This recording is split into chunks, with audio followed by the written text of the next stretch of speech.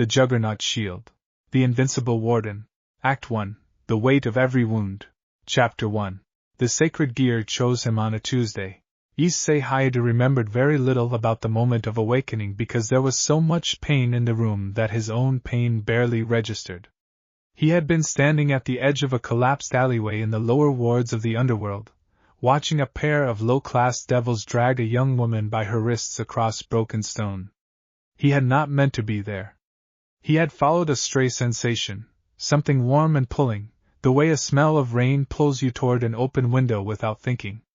That sensation had led him down 7 flights of crumbling stairs beneath the co-transit line, through a maintenance door propped open with a brick, and into that alleyway where the light was the color of old bruises and the woman on the ground was not moving. He had been 17 years old, and entirely unequipped for what he found. The 2 devils were servants of a mid-ranking noble whose name Issei would eventually learn and then spend years trying not to speak aloud. They had not noticed him at first. They were focused on their work, which was methodical and joyless in the way that work becomes when the people doing it stopped feeling anything about it a long time ago. One held the woman by the ankles. The other catalogued her belongings with a small ledger and a quill that scratched against the paper with a sound like something being erased. She had almost no belongings. That seemed to be the source of the problem. Issei had said very quietly, "Stop." They had looked up. Then things moved quickly in a direction that none of them expected. The sacred gear did not manifest as a weapon. There was no gauntlet, no armored fist, no surge of draconic energy that tore through the air with a sound like the earth splitting. What appeared on Issei Hyoudu's left arm was a shield. It was roughly oval, slightly larger than his torso, and it looked at first glance like something forged from compressed light and old bronze.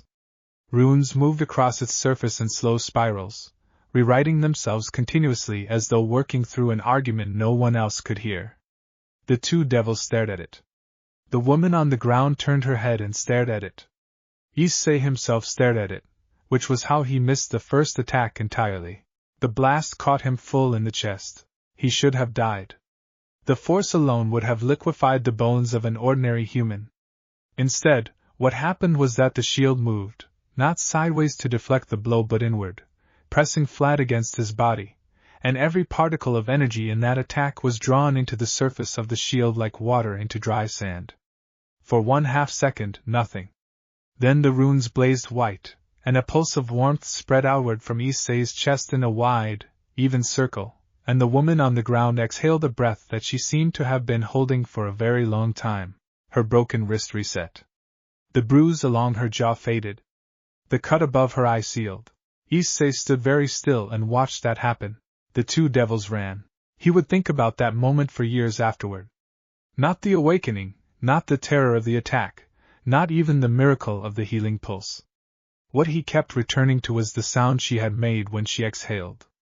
It was not a sound of relief or surprise. It was a sound he had no precise word for, the sound of a person who had stopped expecting anything good, and then encountered something good anyway and did not know yet whether to trust it. He sat down on the broken stone beside her and said, "Are you hurt anywhere else?" She looked at him. She had pale hair and very dark eyes, and she was wearing the kind of clothes that get worn when no newer clothes have been available for a long time. She said, "You are human?" "Yes." "Why are you here?" He thought about the warm pulling sensation that had led him down 7 flights of stairs. He thought about the word for it, and could not find one that felt honest. He said, "I don't know exactly. I followed something. I think the shield followed it first, and I just went along." She was quiet for a moment. Then she said, "They will come back." "I know. With more." "I know." She studied him the way people study things they don't have a category for yet. Then she said, "Then you are either very brave or very stupid." Issei thought about that honestly. "Probably both," he said. "But right now I think the shield is doing most of the work." She almost smiled. It was a small thing, fragmentary, like a door opening a centimeter before someone remembered it was supposed to be locked. But it was there. He helped her stand. He did not know her name yet. He did not know that she would become one of the most important people in his life, or that the night was just beginning, or that the shield on his arm was already rewriting every assumption the supernatural world held about what a sacred gear was supposed to be for. He just helped her stand, and they walked together out of the alley, and the runes on the shield continued their slow argument, and somewhere deep in the underworld a very old power took notice of something new. Chapter 2. Her name was Mira, and she was one of 43 low-class devils assigned to service labor in the sub-district beneath Koa's mirror transit nexus. She told him this in the same tone people use to recite addresses or identification numbers, flat and automatic, the information stripped of everything except its basic utility. Issei listened carefully and said nothing that would interrupt her. They were sitting in a tea stall 3 levels above the alley. The stall was operated by an elderly stray devil named Horace who had been running it for 40 years and who had, over those 40 years, developed an absolutely reliable policy of not asking questions about the people who came in at unusual hours looking like they needed to sit down. He brought them tea without comment and retreated to his counter, where he began polishing cups with the focused attention of a man who has perfected the art of being elsewhere. Mira wrapped both hands around her cup and said, "The noble I serve has not been to the lower wards in 11 months. His collection agents come instead. They have quotas. Collection for what? Tribute. Service debt. There are many names for it." She looked at the tea. "When the quota is not met, they take something else instead." Issei was quiet for a moment. He was not naive. He had grown up in a world that ran on inequalities he barely understood, and he had been living at the edge of the supernatural long enough to know that the underworld was not the utopia its propaganda suggested. But knowing the thing abstractly and sitting across from the evidence of it were different experiences. He filed the difference away carefully, in the part of himself that was still working out what the shield was actually for.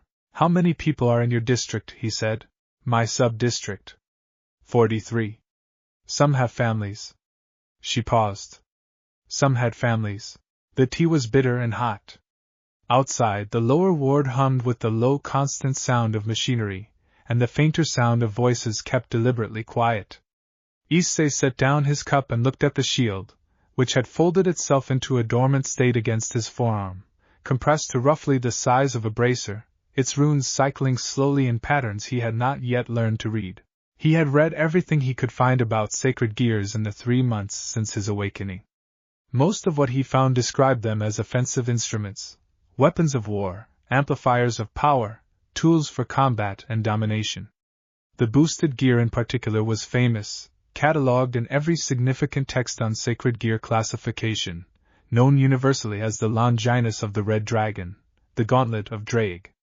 Issei had assumed, in the weeks before his awakening, that if he had a sacred gear it would probably be something straightforward.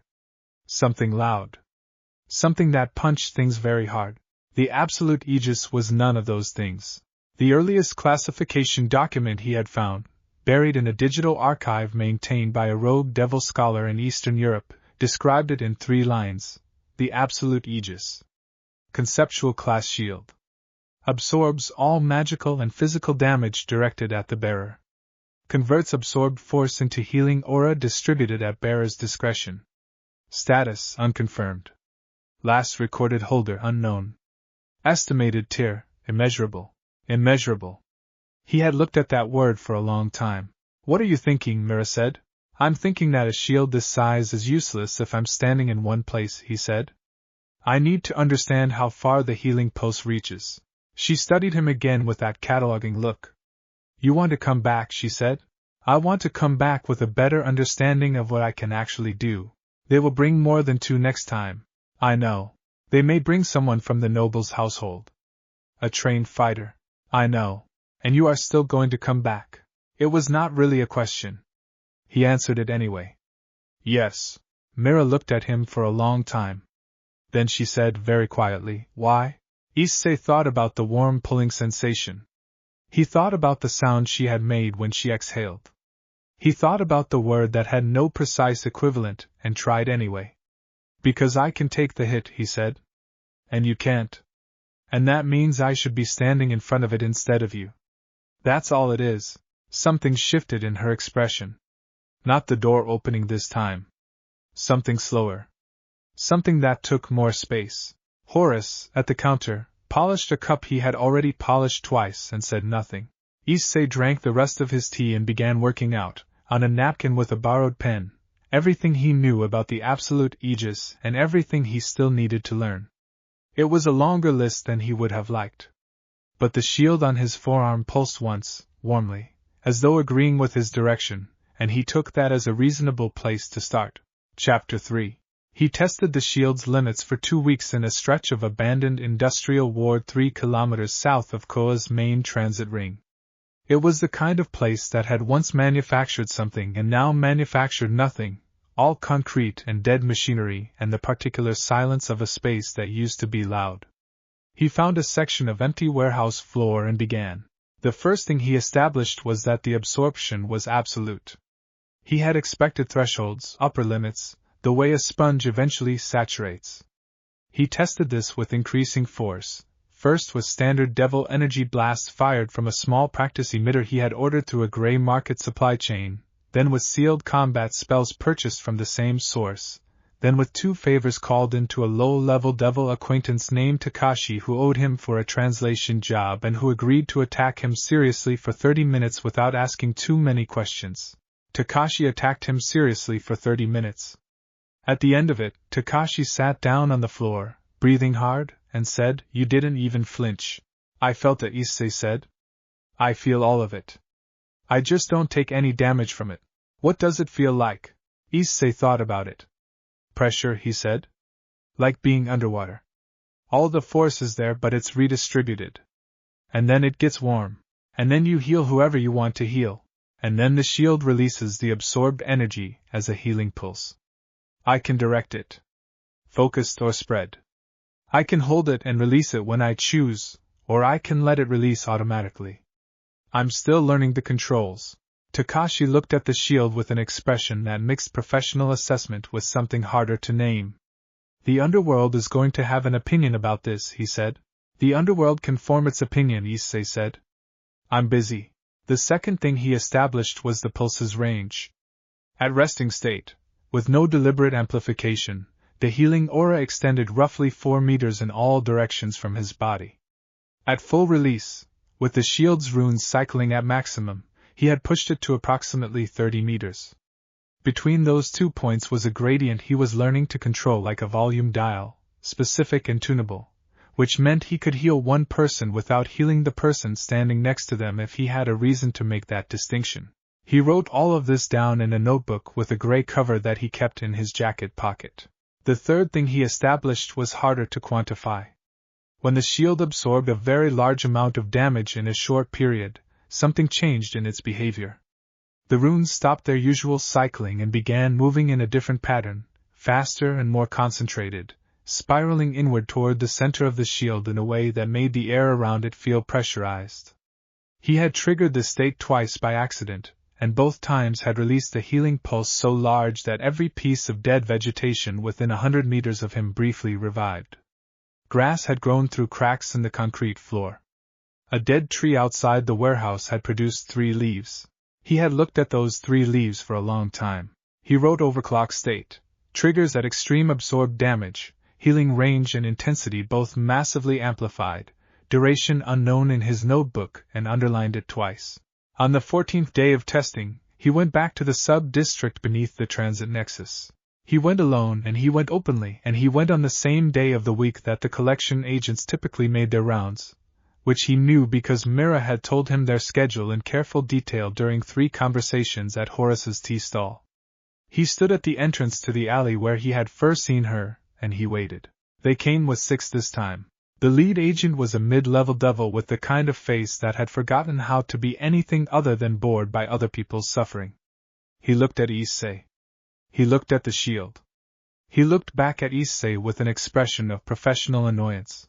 "Move," the agent said. "No," Issei said. The agent sighed. He said something to the 2 fighters at his left, and they attacked. What followed was not, by any meaningful standard, a fight. A fight requires both parties to be capable of harming each other. Issei stood at the mouth of the alley and absorbed everything they sent at him and converted it, and stood there still, the shield on his arm blazing with accumulated energy. the runes cycling in their fast inward spiral as the overclock state began to build. The 6 of them hit him with everything they had for 4 straight minutes, which was how long it took them to exhaust their reserves, and then they stood in a semicircle around him, breathing hard, and nothing had changed except that the shield was very bright, and the air smelled like a thunderstorm, and behind Issei, in the alley, he could hear people emerging from doorways to watch. He released the pulse. It went 40 meters in every direction. Afterward, in the quiet, he turned to look at the alley behind him. 43 people stood in the doors and windows of low-ceilinged residences, looking at him with expressions he recognized. The same door, opening a centimeter. The same question behind every face, whether to trust it. He said quietly, "I'll come back on collection day." Every collection day. That's a promise. Then he walked past the collection agents, who were too drained to stop him, and left. He did not look back, because he knew that if he looked back he would see something that would make it very hard to keep walking steadily, and he needed to walk steadily right now because there was a great deal of work still ahead of him, and he was only at the beginning of understanding what the shield was actually for. Chapter 4. Word traveled. In the underworld, word always traveled, but it traveled at different speeds depending on what the word was and who it inconvenienced. Word of a new combat technique, or a political alliance, moved through official channels at the stately pace of bureaucratic documentation. Word of a scandal moved at the speed of whisper, which in the underworld was surprisingly fast because devils had very good hearing and very long memories. But word of something that had no existing category, something that disrupted a known system without fitting into any of the known frameworks for disruption, moved at a speed that had no precise name. It was the speed of a question no one was sure they wanted answered. The question spreading through the lower wards went, "There is a human boy with a shield who stands in front of collection agents and does not move and cannot be hurt, and when he releases his sacred gear everyone in the vicinity is healed, and he has made a promise to a sub-district in the transit nexus and kept it 3 Tuesdays running." Most of the noble class treated this information as an irritant. A single human with an unusual sacred gear was not, by itself, a threat to anything. He had no peerage. He had no territory. He had no rank within any faction. He was, by every formal metric, a nobody who had stumbled into the supernatural world and was now making a small nuisance of himself in areas that the noble class had not been paying close attention to anyway. It was in those areas of inattention that the question traveled fastest. Issei knew none of this on the morning he received the message. He was eating breakfast in his kitchen, which was a small kitchen in a small apartment he maintained with money from translation work and occasional consultation fees from a foreign supernatural research group that valued his access to certain documents. The message arrived as a folded piece of paper that appeared on his kitchen table with a very faint pop of displaced air, which was how devil correspondence worked when the sender did not want to use official channels. He unfolded it. It said, "There is a church in the mountain district above Kuo. East Road, past the cedar stand, second turn off. She has been there for 3 days. They intend to retrieve her at nightfall. Her name is Asia Argento. She heals people the way you heal people. They want her back very much. I do not know if you are as invincible as the rumors say. I suppose you will find out. Do not bring anyone." There was no signature. The handwriting was small and extremely precise, each letter formed with the care of someone who had learned to write under conditions that did not forgive errors. Issei read it twice. Then he folded it carefully and put it in the pocket with his notebook. He finished his breakfast because skipping meals before a potentially difficult situation was poor operational planning, and then he put on his jacket and checked the shield, which was dormant on his forearm and humming at a frequency he had come to associate with readiness, and he went to find the church in the mountain district. He found it exactly where the note said it would be. A small stone building, genuinely old, of the kind that gets built in the middle of nowhere because the middle of nowhere is sometimes exactly where something sacred needs to be. The cedar trees around it were enormous, their branches creating a canopy that filtered the afternoon light into something soft and directionless. The church door was old wood, iron-banded, standing slightly open. He went in. The girl inside was sitting in the third pew from the front, very still, her hands folded in her lap, her golden hair catching the filtered light from a high window. She was wearing simple clothes and she was looking at her hands with an expression of absolute concentration, as though the answer to every question she had ever been asked was somewhere in her palms, and she had not found it yet. She was, Issei estimated, roughly his own age, maybe a year younger. She looked up when she heard him come in. Her eyes were green, clear as river water, and they went through the rapid sequence of calculations that eyes go through when they encounter an unexpected presence: threat assessment, category identification, decision. She settled quickly on something that was not quite relief but was adjacent to it.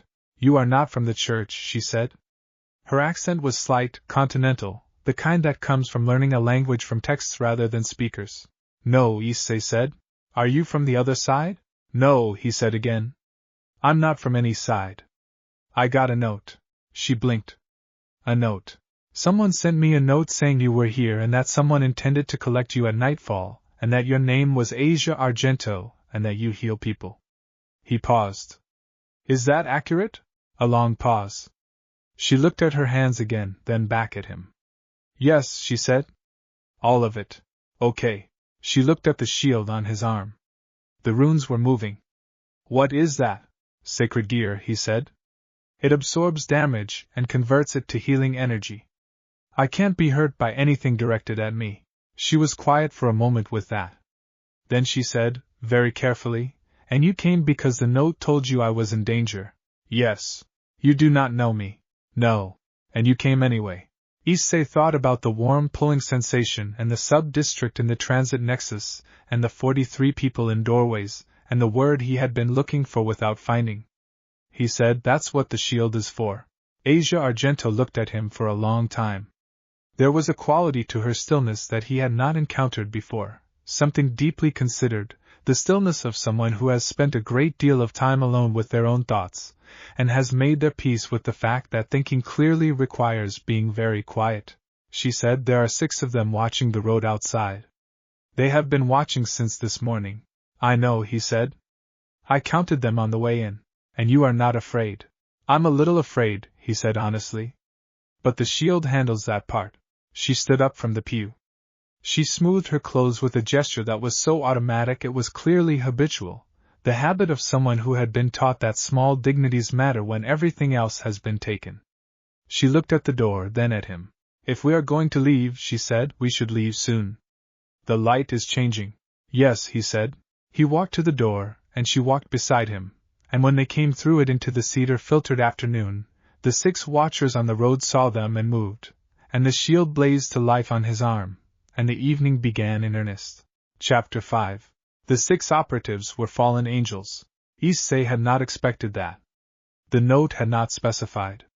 He adjusted his assessment rapidly as the first pair came down through the tree canopy on black wings, their light lances already formed, the distinctive violet energy of fallen angel power crackling at the tips. He stepped forward, angling his body so that Asia was behind him, and the shield expanded to its full size with a sound like a deep bell struck once. The first lance hit him in the shoulder. The second hit him in the chest. The third and fourth arrived simultaneously from his flanks, as 2 more fallen angels came through the tree line at ground level. All 4 blasts were absorbed. The shield's runes blazed. The air pressure around him climbed. From behind him, he heard Asia make a small, sharp sound.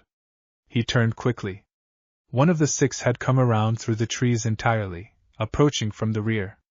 She was standing in front of Asia with her hand extended, a light lance held at point-blank range, and her expression was the expression of someone doing a job they would prefer were already finished. "Step away from her," the fallen angel said. She was addressing Issei.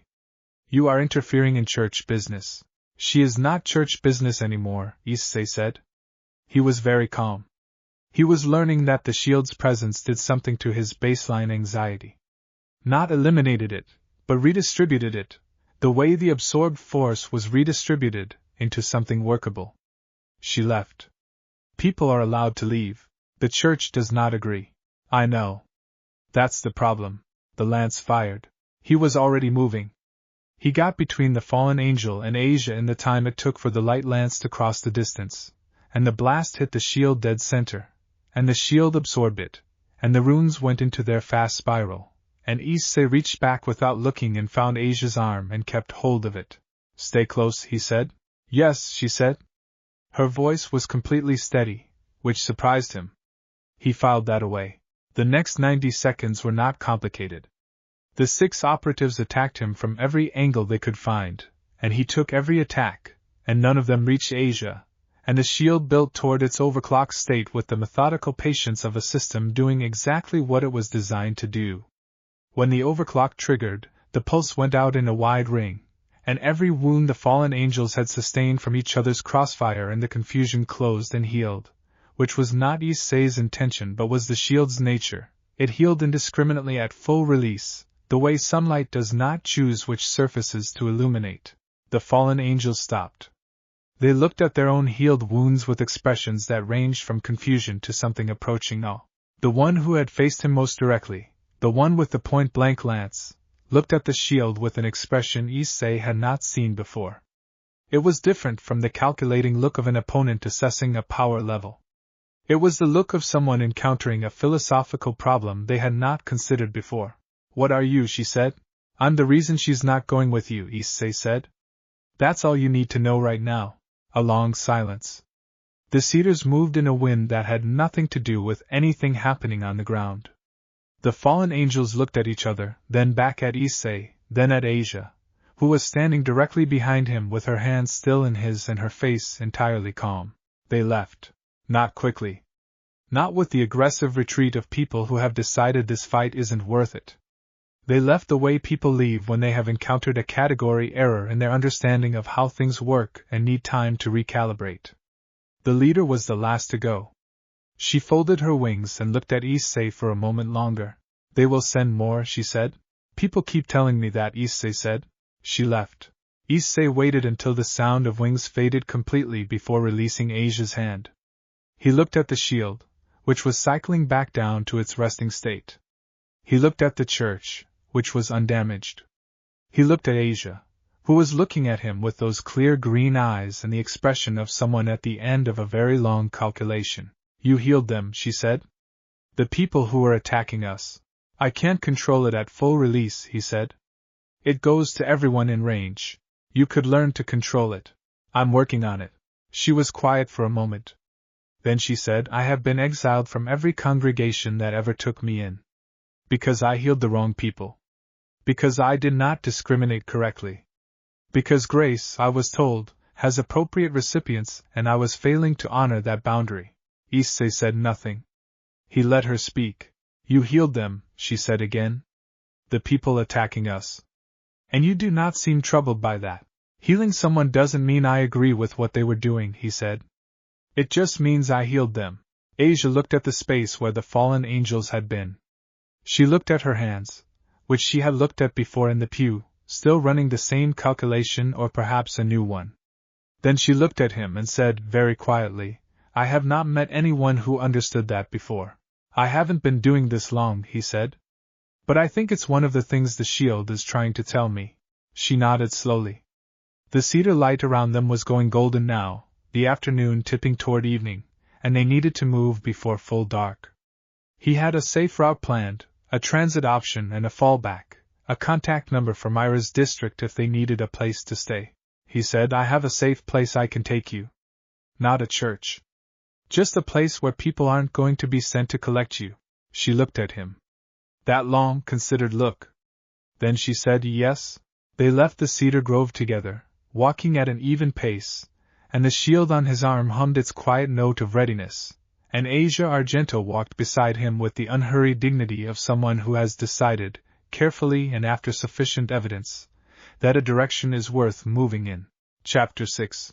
They made it to the safe transit point without incident, which Issei noted in his gray notebook under the heading Favorable Outcomes and then immediately mistrusted, because in his limited but concentrated experience, 2 consecutive favorable outcomes usually meant the third encounter was going to require him to use the overclock state. The transit point was a modified way station on the edge of the human supernatural boundary layer, operated by a former devil servant named Okabe who had bought his contract out 2 decades ago, and now ran what he described, with impenetrable neutrality, as a hospitality facility for travelers with complex paperwork. It had 8 rooms, a shared kitchen, a small library of supernatural reference texts, and a policy of absolute non-disclosure that Okabe enforced not through threats, but through the simple mechanism of having spent 20 years cultivating the trust of people who had nowhere else to go. Issei had found the way station through Takashi's network 3 months after his awakening. He paid for his room with translation work and occasional research assistance, and Okabe's occasional requests for help moving things that were too large for one person. He brought Asia in through the service entrance, which was standard procedure for new arrivals who did not yet have their own transit documentation. Okabe looked at her, looked at the shield, looked at Issei with the expression of a man updating a long-running mental spreadsheet. "Another one," Okabe said. "What do you mean, another one? Last week you brought in the woman from the Transit Nexus sub-district. Mira was there for 2 days until her documentation cleared. And now this one. This is Asia. She heals people. She's being pursued by church operatives." Okabe looked at Asia, who looked back at him with calm precision. He sighed the sigh of a man who has made his peace with the direction his life has taken. "Room 4, he said. "Dinner is at 7. There are clean clothes in the wardrobe if hers need washing." "Thank you," Asia said, with a sincerity that was so complete and unguarded that Okabe blinked. It was apparently not the response he was used to receiving. "Yes," he said in a somewhat different tone. Well, she found the room and he went to his own, and for an hour Issei sat at the small desk under the window and worked through his notebook, updating his understanding of the shield's behavior during the encounter at the church. The overclock trigger. The healing range. The non-discriminatory nature of the full pulse. He wrote it all down in careful, factual language and did not allow himself to think about the implications yet because the implications were large and he was not ready to think about all of them at once. There was a knock at his door. He said come in and Asia came in, wearing clean clothes from the wardrobe and carrying 2 cups of tea from the shared kitchen with the careful attention of someone transporting something fragile. She put one in front of him and sat in the chair by the door. "I want to understand what you are doing," she said. "Right now I'm updating my notes." "Not right now." "In general." She held her cup in both hands. "You went to a church in the mountains because a stranger sent you a note. You shielded me from 6 fallen angels. You are living in a way station and using a translation income to fund what appears to be an ongoing operation to protect people in the lower wards of the underworld." She paused. "That is what Mira told me this evening before dinner. She is 2 rooms down." He processed this. "I didn't know she was still here. Her documentation is still being processed. She has been here for 8 days." Asia looked at him.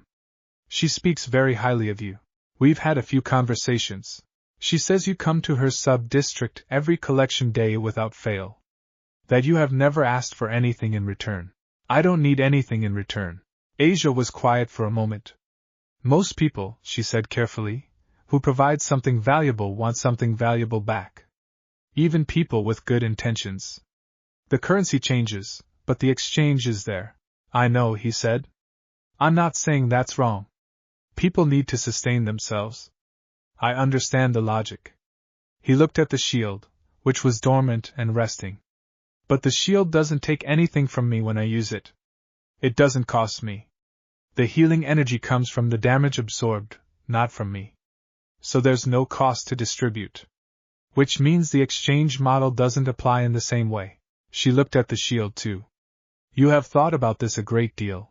Since the first night," he said.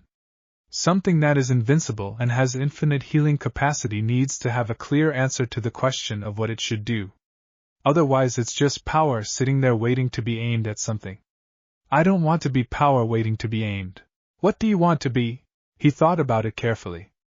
"I want to be somewhere between people and the thing that's hurting them," he said. "That's all. Just in between."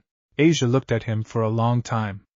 Then she looked out the window at the dark and the stars visible through the narrow glass, and she was quiet in the way she had been quiet in the church pew, deeply interior, running her calculation. Then she said, "The twilight healing is my sacred gear. It heals others but not myself.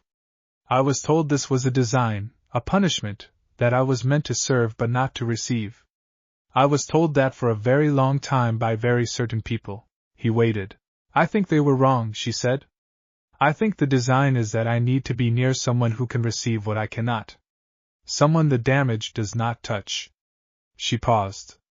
I think maybe I was always going to end up in a cedar grove waiting for someone with a shield. Issei did not know how to answer that, so he did not try. He just nodded, and she nodded back, and they drank their tea in the quiet that had a different quality now, fuller somehow, the way rooms get when the right people are in them.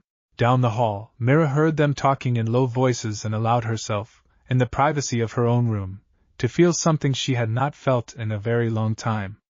She had no precise word for it either. But it was warm, and it was real, and it stayed. Chapter 7. Rainier found him first. This was not how Issei had expected things to go. He had known, in the way that people who pay attention to the larger patterns of things know them, that the fallen angel who had held her lance at point-blank range outside the church was not simply going to file a report and forget about him. The way she had looked at the shield. The way she had said "What are you?" was something underneath the aggression that he recognized as a genuine question. People who ask genuine questions come back for genuine answers, and she had the look of someone who found unanswered questions physically uncomfortable. He was at the morning market in the transit hub, buying supplies for the way station, when she appeared beside him at the dried goods stall. She was not wearing her wings. She was wearing ordinary clothes with the careful deliberateness of someone who has chosen them precisely because they are inconspicuous, which made her extremely conspicuous to anyone who knew what to look for. She stood at his shoulder and said, without preamble, "You carry enough for more people than you." "I carry for the way station," he said. "There are 7 people there right now, including the healer. Including Asia, yes." A pause. She picked up a packet of something from the stall and looked at it without seeing it. "She is not in church jurisdiction anymore. There will be documentation. I'm aware. We are working on it. The operatives who were at the church have been called back." There was a report filed. The assessment was that the sacred gear presents an unclassifiable risk profile and the retrieval is being deprioritized. Issei looked at her sideways. She was looking at the packet still. "You are telling me this because?" "Because I wrote the report," she said. "And I wanted you to know it was accurate." He processed that. He set his basket down on the counter of the stall and paid for the dried goods and put them away and picked the basket back up, and all of this took long enough for him to have a reasonable thought about what she was telling him, and what she was not saying. Why write it accurately when you could have written it in a way that sent more people? She was quiet for a long time. The morning market noise moved around them, ordinary and indifferent. Then she said, "I have been a fallen angel for longer than you have been alive. I am very good at what I do. I am good at identifying targets. I am good at extraction. I am good at the parts of the job that require precise violence." He waited. "I am less certain," she said, "that I have been good at identifying which targets are correct. I did the job. I was good at the job. I did not ask the questions that the job required not asking. Until the church. Until you healed us." She set the packet back down on the stall. She looked at him directly for the first time. Her eyes were violet, the same shade as her power, and they had the look of someone who has been conducting an extremely difficult internal argument, and has arrived at a position they are not yet entirely comfortable with. "I would like," she said, "to understand what you are doing and how it works. Not operationally. The other thing. The way you think about it." Issei looked at her. Then he said, "Have you eaten breakfast?" She blinked. "What?" "The tea stall at the east end of this market opens in 10 minutes. The breakfast is very good. I find that it is easier to talk about complicated things when you are warm and have eaten." A long pause. She looked at him with an expression that moved through several phases before settling on something like disbelief in the presence of sincerity. Then she said, "Fine." They walked to the east end of the market and sat at the tea stall and ordered and ate, and Issei told her about the sub-district and Mira and the collection agents, and the alleyway where it started, and about Asia and the cedar grove, and about the shield, and what the notebook said about it, and what he thought it was for. He told her all of it plainly, without performance, the way you tell someone something when you have decided that the telling matters more than the impression it makes. Raina listened. She ate her breakfast. She did not interrupt. When he finished, she was quiet for a while. Then she said, I hurt people? Many people. People who did not deserve it. I know. You know? I know who you are. I researched the operatives after the church. He paused. I know your record. She absorbed that. She looked at her tea. And you are still sitting here. Yes. Why? He thought about it.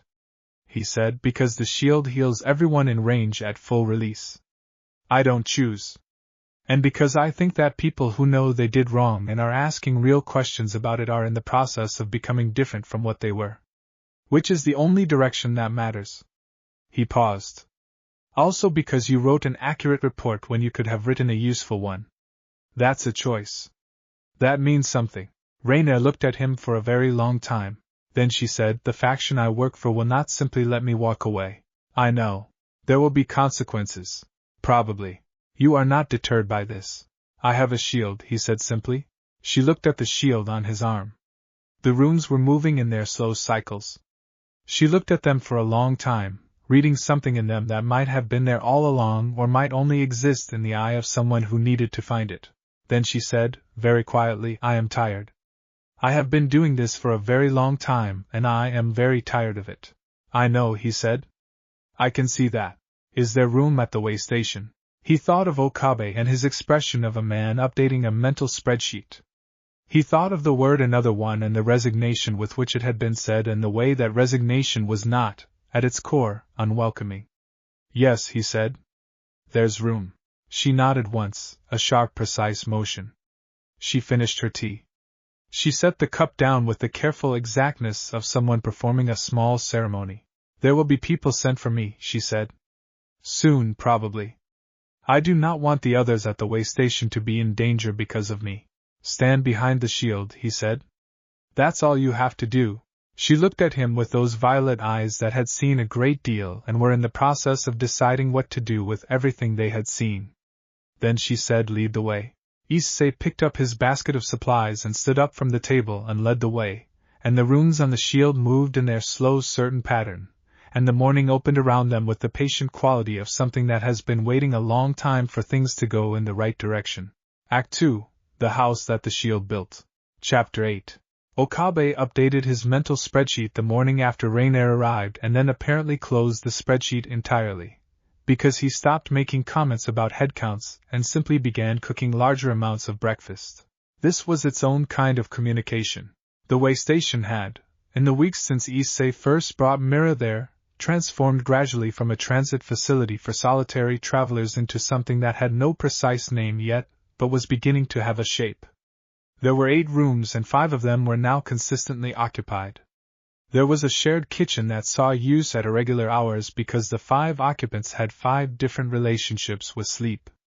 There was a small courtyard behind the building where Issei practiced with the shield each morning, testing the granular controls, learning to hold the pulse at specific intensities and release it at specific radii, building the vocabulary of a power he was still in the early chapters of understanding.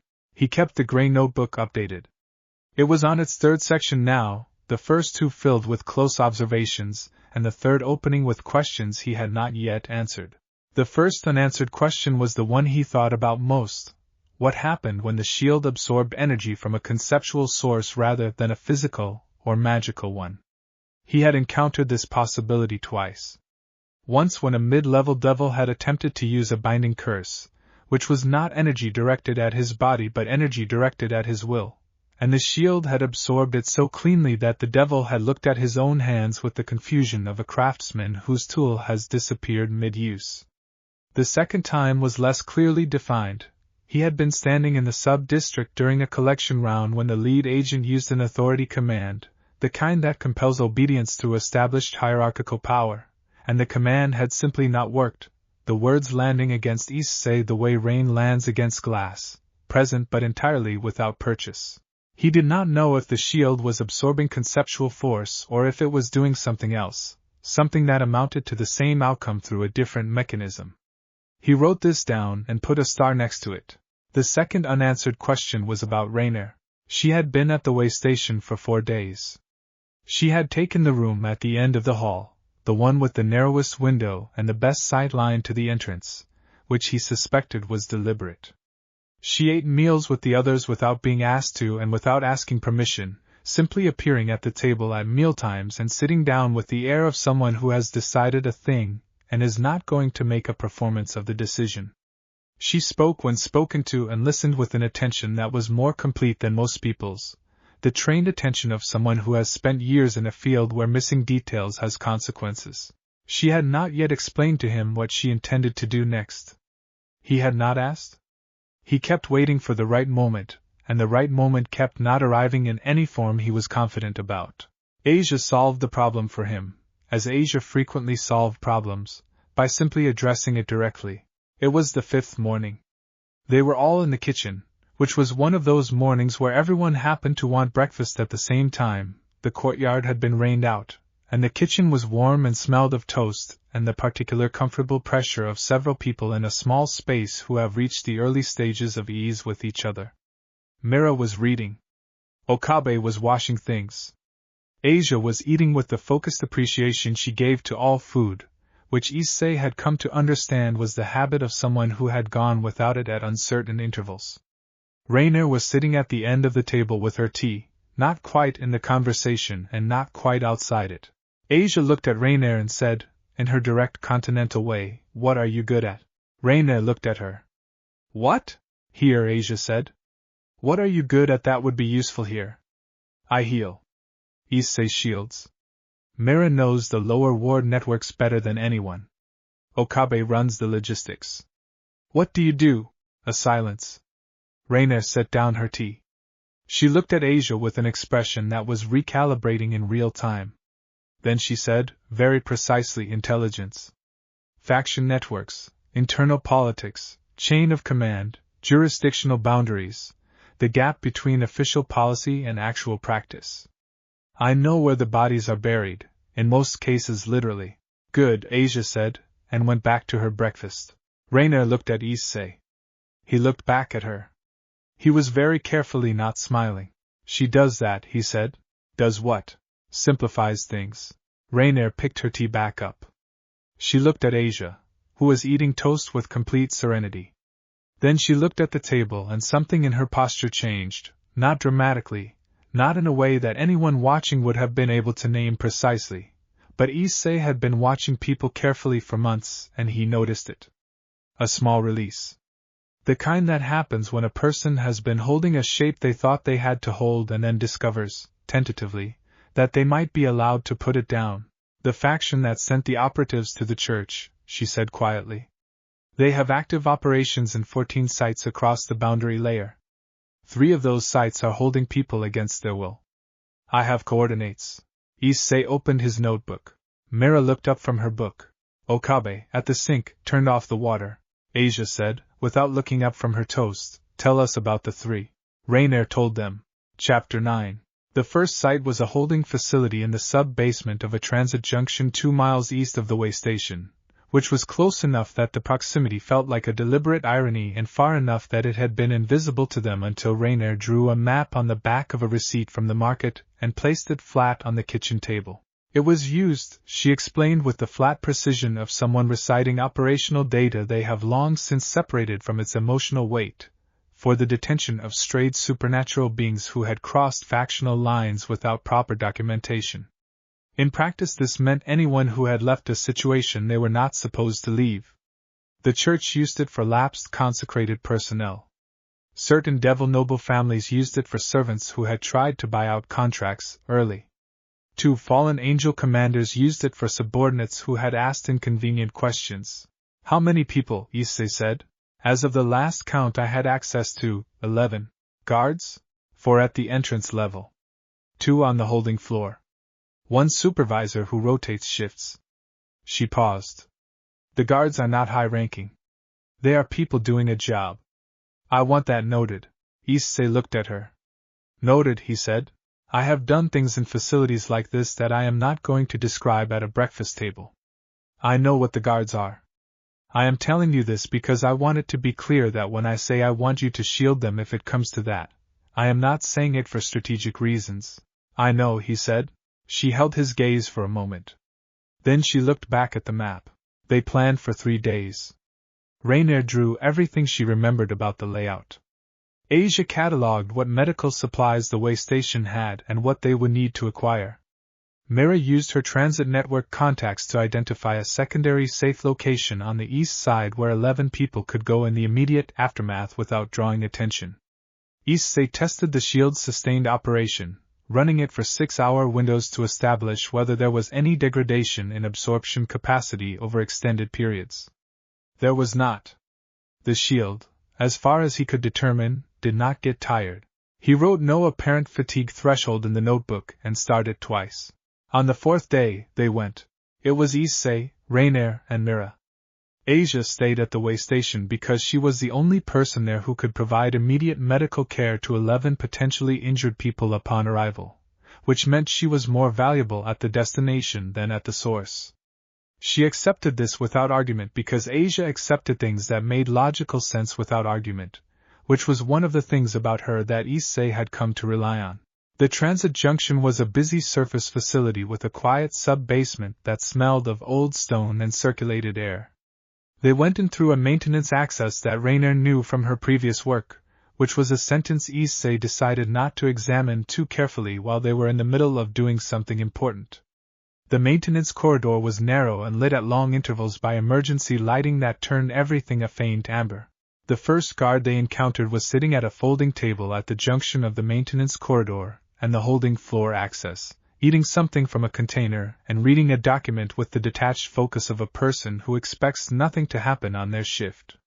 He looked up when they rounded the corner. He looked at the shield. He looked at Rainier, whose face he apparently recognized, and his expression went through several rapid changes. Rainier said, "Stand down. No one here is going to hurt you. The facility is being evacuated under humanitarian review. You can walk out the maintenance corridor, and I will write in my report that you cooperated fully." The guard looked at the shield again. He looked at Issei. Issei said, "Nobody needs to get hurt today." The guard closed his container. He stood up. He walked past them down the maintenance corridor without looking back. They heard his footsteps recede and then a door open and close. The second guard, on the far end of the holding floor access, required more conversation but reached the same conclusion. The two on the holding floor itself, when they came through the access door and the shield was plainly visible and Rainier was plainly recognizable, made their decisions quickly and quietly. The supervisor was not present. His rotation did not begin for another 2 hours. The holding floor had 11 cells. All 11 were occupied. Issei had read about places like this. He had talked to Mira about the lower wards. He had listened to Rainier describe the facility in operational language. None of these preparations had fully prepared him for the specific quality of stillness in those 11 cells, the way people who have been held a long time go still in a particular way, not the stillness of peace but the stillness of a conserved resource, every movement a small expenditure from an account that has been running low. He stood in the corridor of the holding floor and released the healing pulse at a careful, measured radius, just far enough to reach all 11 cells, tuned to its deepest warmth, and listened to the change it made in the breathing of 11 people who had just encountered something unexpected. Then he started opening cells. He had a keycard that Rainier had procured. He did not ask how. He went door to door and opened them and said each time the same thing: "You are not here anymore. There is a safe place. Come with us if you want to." All 11 came. They moved through the maintenance corridor in a quiet line. Mira led. Rainier covered the rear. Issei walked in the middle, shield up, the runes moving in their steady cycles, and the 11 people around him walked with the careful deliberateness of people who were still deciding whether to trust the experience they were having. They came out into the amber light of early evening on the east side of the transit junction, and Mira took them to the secondary safe location in 2 quiet groups, and Issei stood at the entrance and watched them go and felt something he also did not have a word for. Not triumph. Not satisfaction, exactly. Something quieter and more durable than either. Rainier stood beside him as the last group disappeared around the corner. She said nothing for a long time. Then she said, 2 more sites? 2 more sites, he agreed. They walked back through the evening together, and the shield on his arm was warm and steady, and the city around them was ordinary and loud and entirely unaware of what had just moved through its sub-basement, and Issei thought about the word he was still looking for and felt it getting closer. Chapter 10. Asia healed 4 of the 11 that night, and spent the following morning visiting the secondary safe location with her medical kit and her unguarded attention, which was, Issei had come to understand, its own form of medicine. She had a way of being present with people that did not demand anything of them. She listened without managing. She answered questions honestly and without softening them to the point of uselessness. She had clearly spent a great deal of time with people who were frightened and had learned, through long practice, that frightened people do not need to be told not to be frightened. They need to be given something accurate to hold on to. 2 of the 11 stayed at the secondary safe location. Myra's network had contacts there who could help with documentation and transition planning.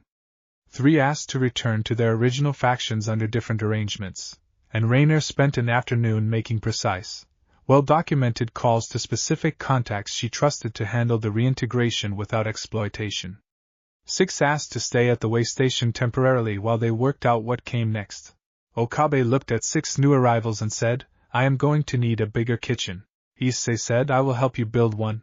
Okabe looked at him. "Do you know anything about construction?" "No," Issei said. "But I can carry things and I learn fast." Okabe looked at him for a long moment with the expression of a man whose mental spreadsheet has been definitively replaced by something that requires a different kind of accounting. Then he said, "There is a storage room on the east side of the building. The wall between it and the kitchen is not load-bearing. I have been thinking about it for years." "Let's do it," Issei said. They knocked the wall down on a Thursday afternoon with a borrowed sledgehammer, and the assistance of 2 of the 6 new arrivals who turned out to have construction experience, and were visibly glad to have something physical and productive to do with their hands. By Friday evening they had a kitchen that was twice the original size, and Asia had reorganized the storage in a way that made immediate intuitive sense to everyone who used it, which was a skill Issei was beginning to understand she possessed in every domain she entered. She looked at a system, identified what it was trying to do, and quietly reorganized it so that it actually did that thing. He told her this on Friday evening while they were washing dishes. She said, "I spent several years in institutions that were supposed to be one thing and were consistently another thing. You learn to see the gap between the intention and the practice. That sounds exhausting." It was, for a long time. She dried a cup with the neat efficiency she brought to all tasks. Here the intention and the practice seemed to be the same thing. "It is easier to work with." Issei was quiet for a moment. Then he said, "It won't always be this straightforward. We're still small. Small enough that I can know everyone here and understand what everyone needs and make decisions that work for everyone. When it gets bigger it will get more complicated." "When?" she said. "Not if." "When," he agreed. She handed him a cup to dry. "Then we should think carefully now, while it is still simple, about what we want it to be when it is not." He dried the cup. He thought about that. He thought about the 11 cells and the specific quality of stillness in them and the way it had changed when the pulse went out, and about Mira in her room feeling something warm and real, and about Rainier saying "I am tired" at the tea stall with a depth of sincerity that he thought would stay with him for a long time. He thought about what connected all of these things and what word might sit at the center of the connection. He said, "A place where people can be safe while they work out what comes next. Not a refuge that holds them. Not a faction that asks them to give things in return for protection. Just a place between wherever they came from and wherever they're going, where nothing can reach them." Asia put the last dish away. She looked at the new kitchen, larger and warm and smelling of the dinner that had fed 14 people. She said, "That is a good thing to be." "It's what the shield is for," he said. "I'm just trying to make the building match the shield." She smiled at that. Not the fragmentary thing from the church, the door opening a centimeter. A full smile, clear and unhurried, the smile of someone who has been given a thing they needed and knows exactly what it is. Issei stored it away in the part of himself that kept the things worth keeping, and finished drying the dishes. Chapter 11. The second site took more planning because it was not a fixed location. Rainier had described it as a mobile detention system, which was a phrase that sounded technical and was in practice something much simpler and more brutal, a group of low-ranking fallen angel enforcers who circulated through the boundary layer picking up people flagged for disciplinary action by their superiors and holding them in transit, while the appropriate paperwork was completed. The paperwork was rarely completed. The transit was rarely a transit. It was a holding pattern that could last weeks or months, moving from location to avoid jurisdictional review, the people inside it neither formally detained nor formally released, existing in a bureaucratic gap that made them very difficult to help through official channels. How many people in the circuit right now? Issei said. I tracked 7 when I last had access to the circuit's schedule. That was 2 weeks ago. The number changes. The people running it. How many? 3 enforcers and a coordinator. The coordinator stays fixed. The enforcers rotate. She paused. I know 2 of the 3 enforcers personally. He waited. They are not people who will be reasoned with at a breakfast table, she said. They are people who have been doing this job for a long time and who have decided consciously that the people in the circuit are the category of being that the job is for. They have made a philosophical commitment to the division. Okay, Issei said. You understand what I am telling you. You are telling me that the conversation approach will not work, and that we will need the shield to work harder. Yes, that's fine. That's what the shield is for. She looked at him. You are very calm about this. I'm not calm, he said. I think about these things carefully at night, and then in the morning I try to be calm about them because being anxious while planning doesn't improve the plan. She almost smiled. It was a small thing, quickly controlled, but it was there and he noticed it. The circuit's next scheduled location was a converted storage facility on the western edge of the boundary layer, a 12-hour window before it moved again. They had the location from a contact in Rainer's network, a fallen angel mid-rank officer who was sympathetic to the point of providing information and no further, which was a limited form of help but not nothing. Issei accepted limited forms of help without judgment. People had their own tolerances, and he was not in the business of demanding more than someone could give. They went in the early morning, 4 of them this time, Issei, Rainer, Mira, and a man named Sito who had been among the 11 from the first sight and who, it emerged during the kitchen reconstruction, had spent 12 years as a logistics coordinator for a Devil Noble's transport operation before his contract dispute began. Sito knew every transit network in the eastern boundary layer, and had the specific kind of calm that comes from a decade of solving problems and moving systems. He had asked to help. Issei had said yes without hesitation. The converted storage facility was at the end of an industrial access road lined with dead grass, a flat concrete building with high windows and no signage. The 3 enforcers were visible at the entrance from 200 meters out, which meant the defensive posture was confident rather than careful, the posture of people who expected to be left alone because they had always been left alone. They were not left alone this morning. The first enforcer to engage did so from a distance of 40 meters, a sustained blast of fallen angel energy that hit the shield and disappeared entirely without force or sound, the way sound disappears into heavy curtains. The enforcer stared. She sent another blast, heavier this time, and it disappeared the same way. The second enforcer came in close, which was a tactical choice based on the assumption that proximity increased power, and that increased power would eventually find a threshold. He was wrong about the threshold, but the proximity was useful for Issei, because at 20 meters the healing pulse reached him passively and a wound on his arm that he had been carrying for a week closed without any decision being made by anyone. The enforcer stopped. He looked at his arm. He looked at Issei. Issei said, I am going to go into that building and bring out the people inside. You can try to stop me if you want to. I will absorb everything you have and I will still go in. Or you can step aside and I will note in the account of today that you made a reasonable choice. The 2 enforcers looked at each other. The third, who had appeared from the far side of the building, looked at the shield. Then she looked at Rainer with an expression that was complex and layered in a way that suggested history. Rainer looked back. She said nothing. She did not need to. The expression on her face said everything that needed to be said about the distance between where she had been and where she was standing now, and the third enforcer read it in one long look, and then looked away. The 3 enforcers moved aside. Inside were 9 people, not 7. The circuit had picked up 2 more in the 2 weeks since Rainier's last data. 7 of the 9 could walk without assistance. 2 could not. Asia was not with them, and Issei assessed the 2 who could not walk and released the pulse at full intensity, held in a tight radius, focused on the 2 of them, and watched the worst of the damage resolve. He had been practicing the granular controls. He was getting better at them. They brought all 9 out. Sito handled the transit logistics with the efficiency of a man in his element, routing them through 3 separate waypoints to avoid concentration, coordinating with Myra's network and 2 of his own contacts to manage the load.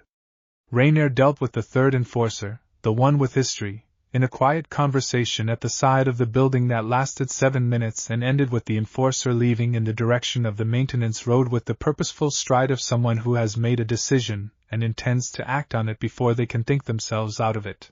On the drive back, Sito said from the back seat, that is 9 more in the system who need placement. I know, Issei said. The secondary safe location on the east side is at capacity. I know. We are going to need more space. I know. A pause. Then Sito said, I have been thinking about the property 2 streets over from the way station. It has been empty for 3 years. The owner is a stray devil who lives in the eastern districts. I know his documentation agent. Issei looked at him in the rearview mirror. Sito looked back with the expression of a logistics coordinator who has been building a plan in the background of every other thing happening and is now ready to present it. Tell me, Issei said. Sito told him. It was a good plan. Issei wrote down the important parts in the notebook and starred the property address. The 3rd site could wait 1 week. 1 week to absorb 9 people and expand the infrastructure and make sure the foundation was solid enough to hold what was coming. The shield hummed against his forearm, steady and patient. He took that as agreement. Chapter 12. The property 2 streets over had a name, or had had one, the Yomogi Building, which had belonged to a commercial transit broker who had left the boundary layer for the eastern districts 11 years ago and never returned. It was 3 stories, solid construction, the kind of building that had been built to last and had proved its intention by lasting through 11 years of vacancy without any structural complaint beyond a few broken windows on the 2nd floor and a persistent damp smell in the basement that Sito assessed on first inspection and declared fixable within a week. The owner, reached through Sito's documentation contact, was amenable to a long-term arrangement that involved a nominal rent and a formal agreement that the building would be maintained. He seemed surprised to be asked formally. Issei suspected the surprise was about the formality rather than the asking. They moved in over the course of a weekend, which was a relative term since time worked somewhat differently in the boundary layer than in the human world, but the rhythm of a weekend, the sense of a concentrated productive push with a defined end, was useful and they kept to it. The 6 people from the way station's initial expansion came and helped, and the first 2 from the secondary safe location who had decided to stay on contributed what they could, and Okabe arrived on the 2nd day with food and his inexhaustible policy of not asking questions, and by the end of the 2nd day the Yomogi Building had running water, cleared rooms, and a functioning communal space on the ground floor. Rainier organized the security assessment. She walked every floor with the systematic attention of someone who has spent years understanding what makes a location defensible, and what makes it a liability. She identified 3 points of weakness, 2 of which were fixable with physical modifications and 1 of which was a sightline issue that required a different kind of solution. The sightline from the eastern roof, she said, showing Issei on a sketch she had made. Anyone on the building across can observe the main entrance directly. We need either a covered approach from the north side street or a deterrent on the roof access. Covered approach, Issei said immediately. She looked at him. The deterrent would be simpler. The covered approach means people coming in don't feel surveilled. The deterrent means we're building a fortification. I don't want to build a fortification. She held his look for a moment. Then she said the covered approach. And made a note. He watched her make the note. He thought about the way she engaged with these problems, the precision and the speed and the way her mind moved through defensive space with the ease of long practice. And he thought about what Asia had said in the kitchen, what are you good at, what is useful here? He thought about what it meant to take a capacity built for one purpose and turn it toward a different one, and whether the capacity itself carried anything of its original purpose into its new application, and whether that mattered. He decided it did not matter in the way that would make it a problem. Every tool carries the history of what it was made for. The question was what you made with it now. He thought about the shield. He thought about Draig's gauntlet, the Longinus meant for war, bearing him down the 7 flights of stairs into an alley. He thought about the warm pulling sensation.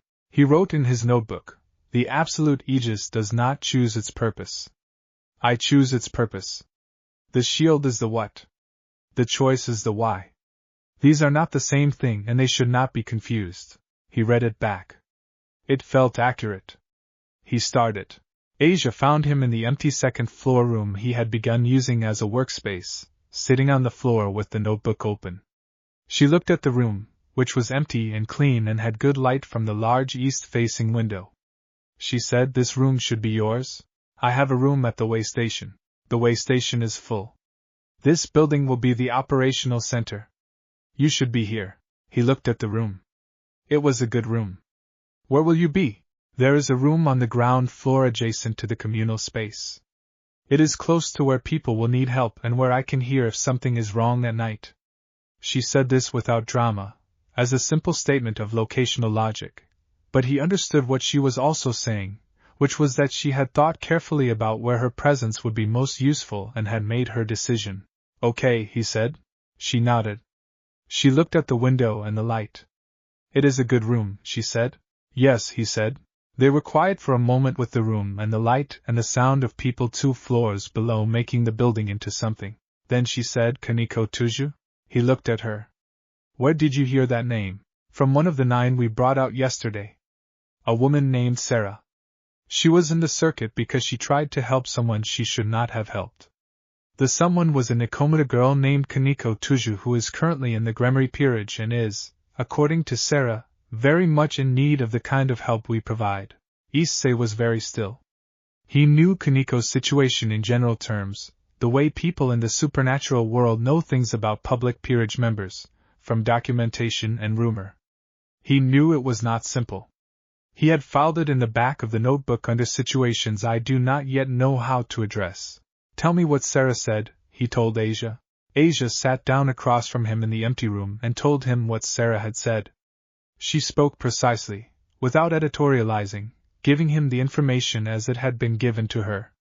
He listened the way he listened to everything, with the part of himself that had learned to sit with difficult things long enough to understand their actual shape. When she finished, he was quiet for a moment. Then he wrote Kaneko Tuju in the notebook, in the section with the starred entries, and closed it. Chapter 13. Kaneko Tuju was not easy to find, which was not because she was hidden but because she was deliberately unreadable. She had spent years making herself small in a context that rewarded smallness, compact, quiet, functional, producing exactly what was required of her and nothing that could be interpreted as appetite or ambition or need. Issei understood this from the outside before he had spoken to her, the same way he understood the specific quality of stillness in the 11 cells, because both were responses to the same basic condition. When asking for something has consistently produced punishment, you stop asking. When being seen has consistently produced exploitation, you stop being visible. He did not try to find her through official channels. He did not send a message. He did not contact the Gremory household, which would have been the obvious approach, and which he rejected immediately because the obvious approach in this situation was also the approach that would put Kaneko in the position of being discussed and assessed and decided about by people above her, which was exactly the mechanism that had produced the problem in the first place. He went to the places she went. He knew from Sarah's account and from his own research that Kaneko moved through the boundary layer on a consistent circuit. Market days and patrol routes and a small bookshop on the north side of the transit hub where she spent Tuesday afternoons. He went to the bookshop on a Tuesday and bought a book he had been meaning to read and sat in the reading corner and waited. She arrived 20 minutes after he did. She was small, white-haired, dressed plainly, and she moved through the bookshop with the economic precision of someone who knows exactly where what they want is located and does not waste motion. She pulled 2 books from a shelf without browsing. She looked at the covers. She turned them over and read the back copy and then held on to one and returned the other with a slight air of resolution, a small definitive judgment. She turned around and saw him. She had the eyes of someone who processed threat assessments very rapidly, and very completely. She looked at the shield on his arm, which was dormant, which was how he always wore it in civilian spaces. She looked at his face. She looked at the book in his lap. She did all of this in approximately 1 second and then she said, without inflection, "You are Hyoudou Issei." "Yes," he said. "You are Kaneko Tuju. I know who I am. I know you do. I'm establishing that we know who each other are so that we don't have to spend time on that part." A pause. She looked at the shield again. "He waited," she said. "I heard about the transit junction facility. Word traveled fast. I am in a peerage. Information moves." She paused. 11 people. 11 from the first sight. 9 from the second. We are in the process of addressing the third. She absorbed this with no change of expression. Then she said, "Why are you here?" "Because someone I trust told me you might need what we have. I am not here to tell you what you need. I am here in case you want to ask about what we do." She held her book with both hands, looking at him. He did not move and did not push and did not ask anything further, and the silence extended for long enough that another person might have filled it, but Issei had learned, in the months of this work, that some of the most important things happened in the silence just before someone decided whether they were going to trust you with the true thing. She said, very quietly, "There are things about the Nikomata power that I have not been permitted to explore. That I have been instructed to suppress." The instruction was not a request. It was enforced. "I know," he said. "You know. I know the general outline. I do not know your specific experience of it." She was quiet. She was doing the calculation. He could almost see the architecture of it, the weighing of histories and evidences, the old habit of not asking measured against the things she had been carrying and the things she was being offered and whether those two things were worth the risk of each other. She said, "The Yomogi building?" "Yes. They say you do not ask people to give things back." "I ask people to not hurt other people," he said. "That's the only thing I ask." Another silence. Then she said, "I am in a peerage. I have obligations." "I know. I am not asking you to leave your peerage. I am not asking you to do anything except come talk to us if you want to. The door is open. You don't have to knock." Kaneko Tuju looked at him for a long, long time. He stayed still under the looking, because it was earned and he knew it. She said, "Tuesday afternoons? I am usually free after the bookshop." "The building is 2 streets from the North Transit exit," he said. "The communal space is on the ground floor. Asia will probably be there. She makes tea that is genuinely very good." The corner of her mouth moved. It was extremely small. He counted it. "I will think about it," she said. She bought her book and left. Issei sat in the reading corner and opened his own book and read for an hour, and the shield on his arm was warm and steady, and the bookshop was quiet around him, and he thought about Tuesday afternoons and what they might become. Chapter 14. She came the following Tuesday. She did not announce herself. She arrived at the Yomogi building at the time she had implicitly suggested, came through the north entrance, found the communal space, and sat down at the far end of the table with the particular quality of presence that said, "I am here, I have decided to be here, I am reserving judgment on what that means." Asia made tea. This was not a small thing. Asia made tea the way she did everything in communal space, with a quiet attention to what each person seemed to need in their cup that had nothing to do with asking and everything to do with looking. She put something in front of Kaneko that was hot and clear and slightly sweet without being sweet enough to be commented on, and Kaneko looked at it, and then looked at Asia, and something in her expression shifted by approximately the same degree that Myra's had shifted at the tea stall, and Issei, sitting at the other end of the table with his notebook, did not make any of this a production. They talked for 2 hours. Not about the suppressed power or the peerage or the things that needed to be addressed. They talked about books, because Kaneko had just bought one and Issei had been reading one since last Tuesday, and Asia had strong opinions about narrative structure that she expressed with a directness that surprised Kaneko visibly, and then, just as visibly, interested her. They talked about the building, its history, the construction work still in progress on the second floor. They talked about Horace's tea stall, which Mira mentioned when she came through on her way to a network meeting. They talked about ordinary things with the care that people give ordinary things when ordinary things have not been reliably available. At the end of 2 hours, Kaneko stood up to go. She looked at Issei and said, "The suppressed power. If I were to try to explore it in a context where no one was going to stop me. Asia has medical knowledge and I have healing capacity," he said. "Whatever happens during the exploration, we can handle it. You do not know what might happen. I know we can handle it," he said. "The shield is conceptual class. Senjutsu energy won't go through it any differently than anything else." She was quiet. Then she said, "If I explore the power fully, it will change things. It will not be concealable in the way it has been concealable. People will know. People knowing something about you that is true," Issei said carefully, "is not the same as people using that thing against you. Those are different conditions. Here there would be different conditions." She looked at him. She looked at Asia. She looked at the room that had been an empty building 12 days ago, and was now full of people eating and talking and making something out of the space they had been given. She said, "Next Tuesday? We will be here," he said. She left. Asia began clearing the tea things and said, without looking up, "She is going to be all right." "I know," he said. "She has been carrying that power alone for a very long time. It is very heavy when you carry something like that alone." "Yes." Asia looked at him sideways. "You know something about that." He thought about the months before the awakening, the warm pulling sensation that had no name, the sense of something in him looking for the right direction. He said, "A little?" "Yes." She handed him the cups to dry and went to the sink, and they washed the tea things together in the easy rhythm of people who have done this enough times to have a rhythm. And outside the building the boundary layer moved in its ordinary complicated ways, and the shield on his forearm was the same steady warm thing it always was. And Issei thought about next Tuesday and felt a quiet certainty about it that had nothing to do with knowing the outcome, and everything to do with knowing the direction. Chapter 15. The third sight was the most difficult. Rainier had delayed telling them about it in full. She had mentioned it as the third of 3 in the original kitchen conversation but had given the least detail about it, and Issei had noticed the omission without pressing it, because he had learned that Rainier told things in the order and completeness she was ready to tell them, and that pressing produced defensiveness that was not useful to anyone. He waited.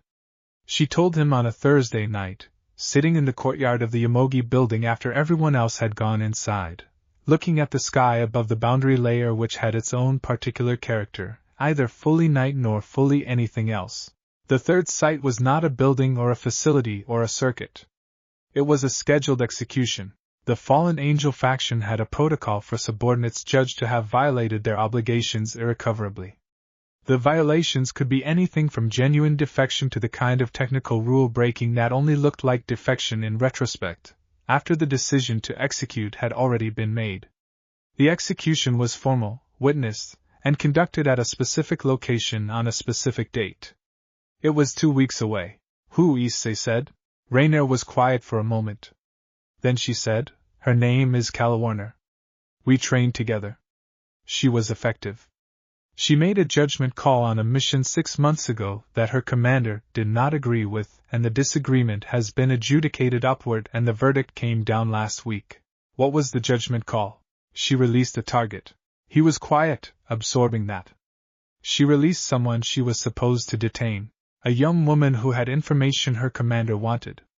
Calawarner released her because the method of information extraction that was planned was one that Calawarner could not. She paused, choosing the word perform.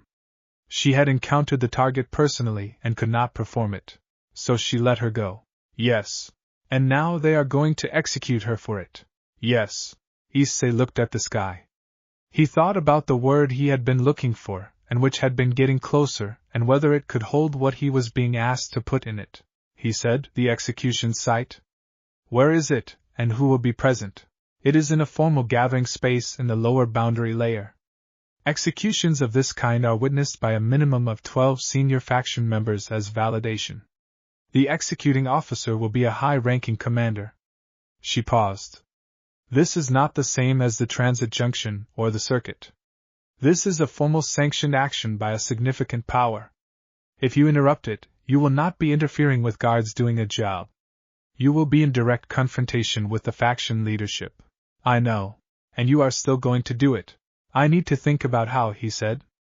But yes. She was quiet for a long time. The sky above them did its own thing, either night nor otherwise. Then she said, I need you to understand something about why I am telling you this. Tell me. I am not telling you because Calawarner is my friend. She is my friend, but that is not why. I am telling you because if you had not come to the Cedar Grove, if I had completed that mission, I would now be the one scheduled for execution. Because I would have met Asia, or someone like Asia, and I would have made the same judgment call Calawarner made. I know I would have. I know it the way I know things I have tried very hard not to know, which is to say I know it exactly. Issei did not say anything for a moment. He let that statement be what it was, which was large and precise and the truest thing she had said to him. Then he said, then we are going to go get her. There will be 12 senior faction members. And the shield absorbs everything, he said. Every single thing they send. All of it. I can stand in front of an entire faction's worth of attack and nothing will reach the people behind me. She looked at him with those violet eyes that had seen a great deal and were still, it seemed, in the process of being surprised by things. She said, you have been thinking about the overclock state. I have been training for it, he said. Deliberately. For 2 weeks. I think if I take enough force fast enough I can push it to a range I have not reached yet. I want to test it in a context where the healing has to be that wide. An execution gathering is not a test environment. No, he said. But it is what we have. She was quiet. Then she said, I will get you the floor plan. And the witness list. And the timing down to the minute. Thank you? Do not thank me for this. I'm thanking you for trusting me with it. That's different. She looked at him. Then she looked away, back at the sky, and they sat together in the courtyard while the boundary layer did its quiet, complicated work around them, and the shield on his arm pulsed once with the particular warmth that he had come to recognize as the overclock building in anticipation of something large. 2 weeks. He would be ready. Chapter 16. He told the others the next morning. He had considered whether to tell them all of it or only the relevant parts, and then decided that partial information was a form of managing people, and managing people was the mechanism that had put every person in this building in the situation they were recovering from. He told them everything. The execution, the timeline, the faction witnesses, the risk level. He told it plainly and without framing it as a request or softening the difficulty. Mira said, 12 senior faction members? At least 12. All attacking simultaneously. Probably not simultaneously. There will be a tactical sequence. Rainier is mapping it. Sito said, evacuation route for after. If the shield forces a confrontation of this scale, the gathering space will not be safe for anyone not behind the shield once the pulse releases. That is correct. I will plan 3 routes. Asia said, I want to be there. Everyone looked at her. She looked back with the clarity she brought to everything. I know the argument, she said. I am more valuable at the arrival point. I am better used waiting with supplies rather than exposing myself to a faction confrontation. She paused. These are true things. They are also the kind of true things that are used to keep people away from the situations that matter to them personally, and I find I am not willing to accept them today. Asia, Issei said. She will be frightened, Asia said. Calawarner. After weeks of detention and the knowledge of what is coming, she will be frightened in a way that is not solved by healing. She will need someone who has been in that specific situation, who knows what it is to face something final and then have it not happen after all. I know what that is. The kitchen was quiet. I will stay behind the shield, she said. I will do what I do where it is safe to do it. But I will be there. Issei looked at her for a long moment. He thought about the Cedar Grove. He thought about her voice in the church, completely steady. He thought about what she had said on the first night, the design and what it might mean. He said, okay. She nodded once. Definitive. Rainier, who had been quiet through all of this, looked at Asia with an expression that had several layers. She said, I will be standing next to you. Asia looked at her. I know, she said simply. The planning took the full 2 weeks. Rainier produced a floor plan of the gathering space that was so detailed it included the load-bearing columns and the acoustic properties of the space, which she knew from having attended 3 previous executions there. Sito planned 4 evacuation routes, not 3, and color-coded them by priority and by the specific scenario each was designed for. Mira coordinated the reception at the Yomogi building and the secondary safe location and arranged for 2 additional people from her network to be on standby at each site. Issei trained every morning in the courtyard, pushing the shield's overclock to its current threshold and then pushing past it, taking damage from Rainier and Sito and Takashi, who came back for what he described as professional curiosity, and what Issei understood to be something more than that. He mapped the overclock state at every stage. He learned the feeling of the runes at maximum cycle. He learned what it felt like when the pulse was building toward its widest possible radius and how to hold it there instead of releasing it immediately, because holding it meant more energy accumulated, which meant a wider and deeper healing wave when it went. He wrote everything down. On the night before, he sat in his room in the Yomogi building and looked at the gray notebook and read it from the beginning, the first night in the alley and the tea stall and Horace polishing cups, and all of it afterward, and he thought about the distance between the first page and the current one. Not in terms of what had been accomplished, though that was substantial.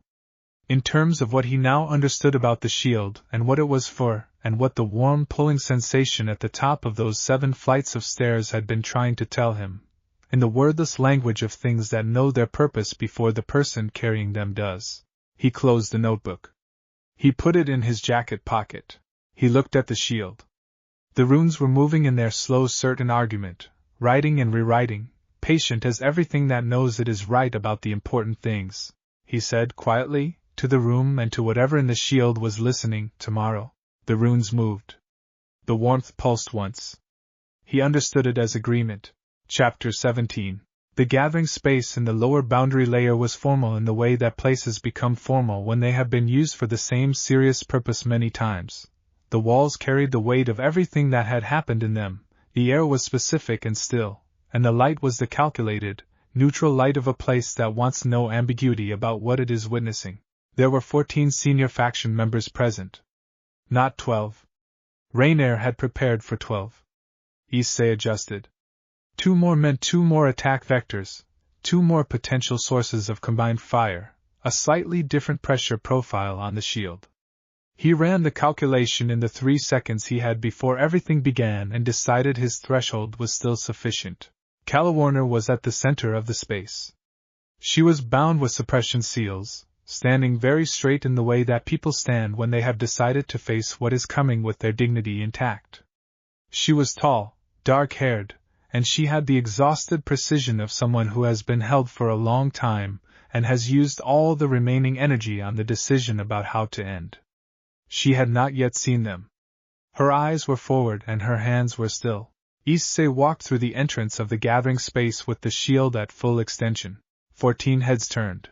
The commander, a fallen angel of evident seniority who carried himself with the specifically unpleasant authority of someone accustomed to unchallenged action, looked at Issei with the expression of a man encountering something he is going to have to explain to someone later. He said, "This is a closed proceeding." "I know," Issei said.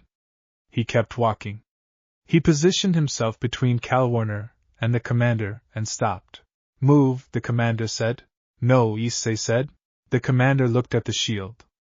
He looked at Rainier, who had come in behind Issei and whose presence in this room clearly produced in him a rapid and significant recalibration of what was happening. He looked at Asia, who had come in behind Rainier and who was looking at Calawarner with direct, steady attention. He made a decision. He signaled the room. All 14 attacked at once. Issei had not experienced 14 simultaneous high-ranking attacks before. He had prepared for it, had tried to prepare for it, but the preparation was theoretical and the reality was something else entirely. The force was enormous and arrived from every direction and hit the shield like a wave hitting a cliff face, all of it absorbed, none of it passing through, the runes blazing to white and then beyond white into something that had no color description because it was too bright to be seen as color, and the overclock state triggered in the second attack wave, and the runes spiraled inward and the pressure built towards something he had not reached in training. He held it. He did not release immediately.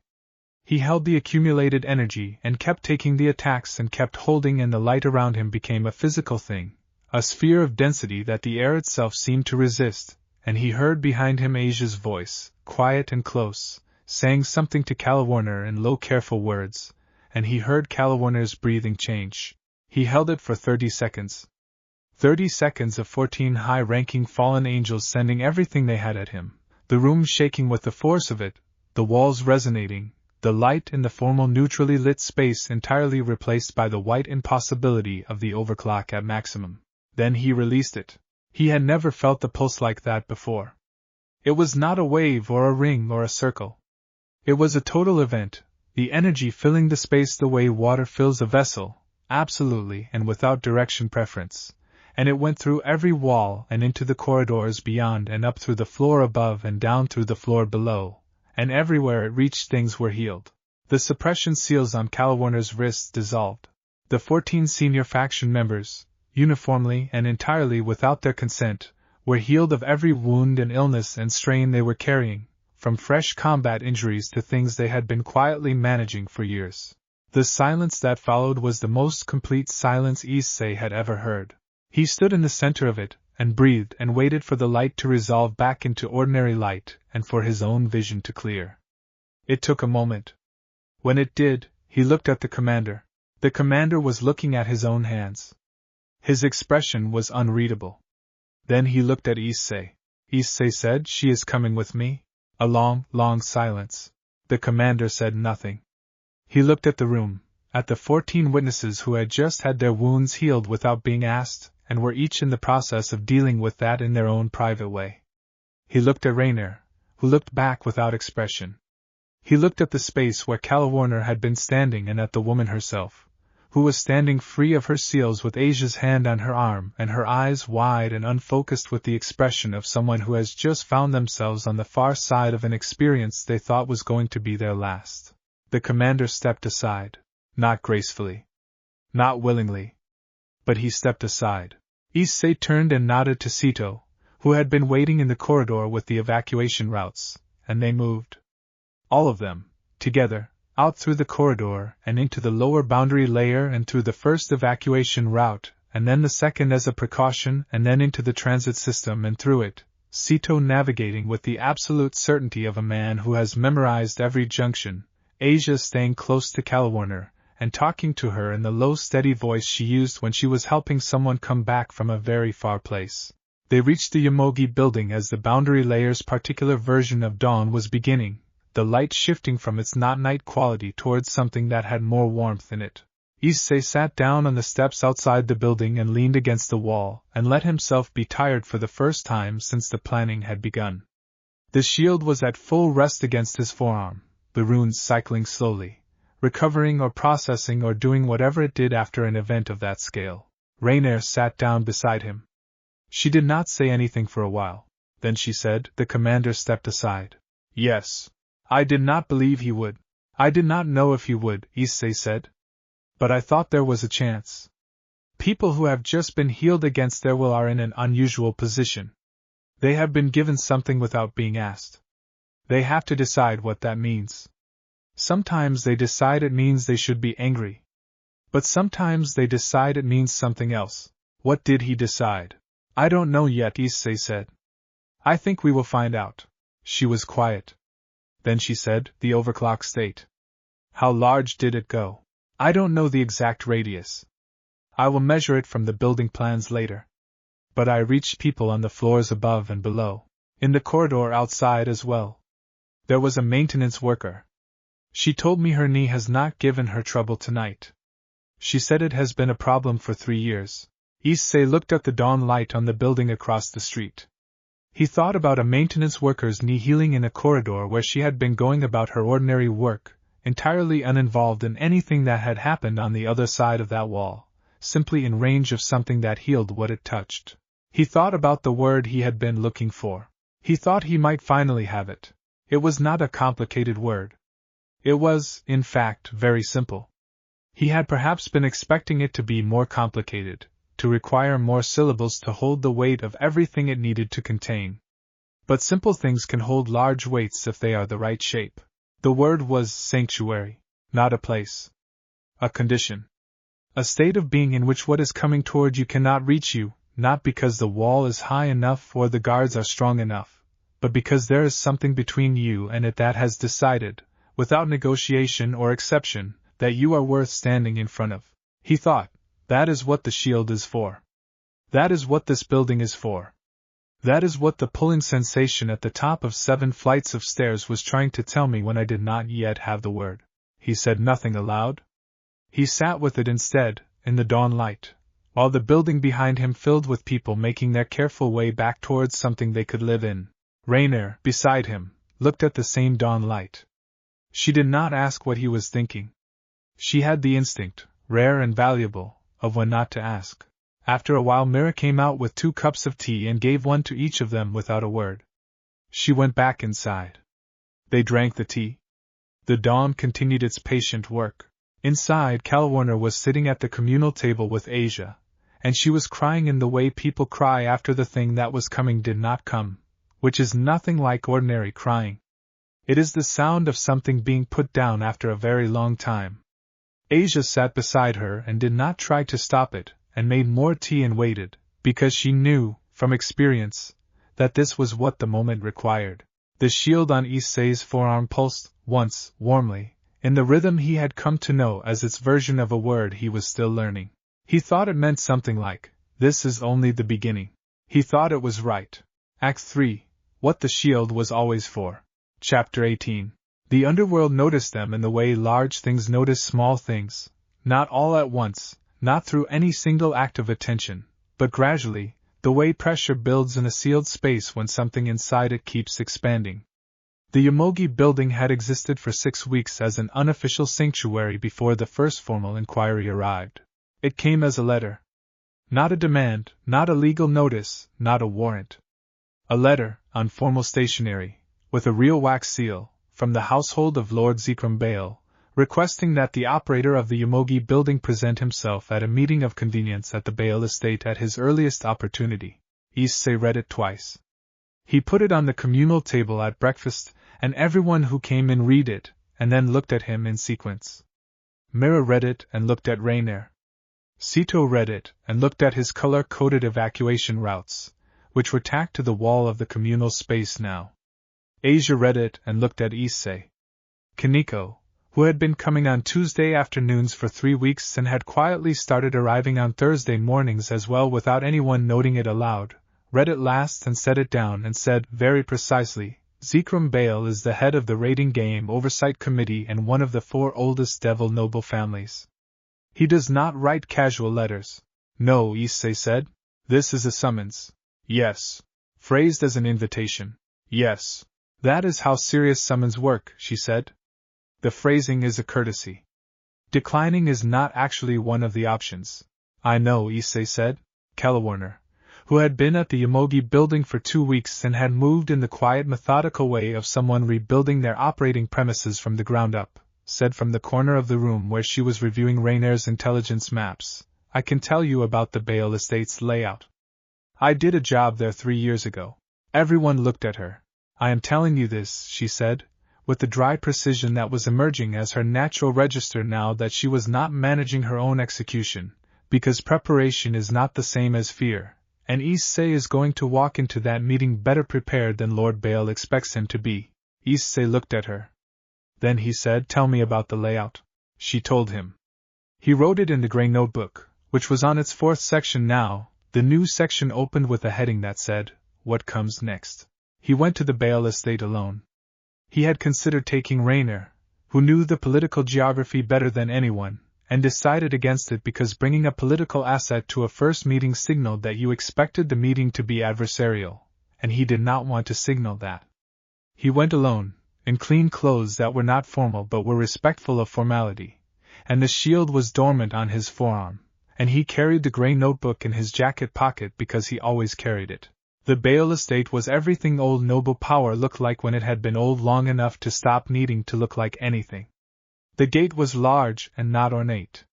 The corridors were wide and quiet, with the particular quiet of spaces that have hosted important conversations for centuries. The servant who led him to the meeting room was entirely neutral in his expression, which Issei catalogued as professional rather than hostile. Lord Zekrom Baal was old. Not physically, devil aging being what it was, but in some quality of presence that went beyond appearance. He was sitting at a long table in a room with a high window, and he looked at Issei with the attention of someone who has assessed a very large number of things over a very long time, and has become precise about what deserves his attention, and what does not. He had apparently decided that Issei deserved it. He said, "Sit down." Issei sat. Lord Baal looked at the shield on his forearm. He said, "The absolute Aegis?" "I did not believe the reports. Most people don't initially," Issei said.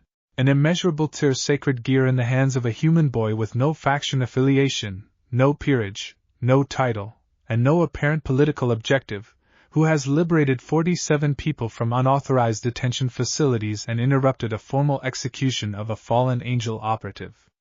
He paused. "In 6 weeks. 47 is the count as of yesterday morning," Issei said. "It may be slightly higher by now. Myra's network has been active." Lord Baal looked at him. Something in his expression, which was very controlled, moved very slightly. "You are not nervous," he said. "I am somewhat nervous," Issei said. "But you invited me here and not the other way around, which means you want something from this conversation, and people who want something do not end conversations before they have gotten it." A pause. Then Lord Baal said, "You are either very intelligent or very foolish." "People keep telling me it's probably both," Issei said. Lord Baal was quiet for a moment. Then he said, with a precision that suggested it was a sentence he had been constructing for some time, "The devil noble class has a problem. It has had this problem for longer than most of the current nobility has been alive. The lower wards exist in a condition that the official structure cannot acknowledge without acknowledging the failures that created them. The enforcement apparatus that maintains that condition is distributed, informal, and deniable enough that no single point of accountability can be fixed. Your operation is not solving this problem. It is addressing the symptoms of it." "I know," Issei said. "And yet you continue." "The symptoms are people," Issei said. "The structural problem can be worked on at the structural level by people with structural power. The people in the cells cannot wait for that. I work on what I can reach." Lord Baal held his gaze for a long time. Then he said, "What would you need to work on it at a larger scale?" Issei was very still. "I am not offering you political power," Lord Baal said quickly. "I am asking a different question. If the operation you are running were formalized, if it had legal standing in the underworld, documentation rights, transit authority, the capacity to receive formal complaints about unauthorized detention rather than relying on intelligence networks, what would that change?" Issei thought about this carefully. He thought about the 47 people. He thought about the ones who had arrived in the last week alone, not through dramatic rescue operations but simply because word had traveled far enough that people knew where to go. He thought about the notebook and the section headed "What Comes Next" and what he had written in it on the night before this meeting, late and by himself, in the light of the east-facing window. He said, "It would change everything?" Lord Baal nodded. He folded his hands on the table. He said, "There is a formal status category in underworld law that has not been used in 400 years. It is called the Warden Compact. It was created for a specific historical situation that no longer exists, and has been vestigial since. It confers legal standing to a neutral party operating protective services across factional lines." He paused. "It requires the endorsement of 3 faction representatives and the formal registration of a home location." "The Yomogi building," Issei said, "if you choose. And the 3 faction representatives." "I am one," Lord Baal said. "I have spoken with 2 others who are prepared to be the 2nd and 3rd. Beings who have their own reasons for wanting the compact formalized, and who I will not name until you have decided whether you want this." Issei looked at the high window. He looked at the shield on his forearm, the runes moving in their slow, steady argument. He thought about the word sanctuary and what it meant as a condition rather than a place, and whether a formal legal status made the condition more real or less. He decided it made it more real. Not for him. For the people who needed to believe it would hold. He said yes. Lord Bale nodded once. He reached beneath the table and produced a document that had clearly been prepared in advance. Issei looked at the document, and then at the old lord and said, "You were going to do this regardless of what I said." "I was going to present it regardless," Lord Bale said. "What you said determined whether it was a gift or an imposition." He paused. "I am pleased it is a gift." Issei took the document.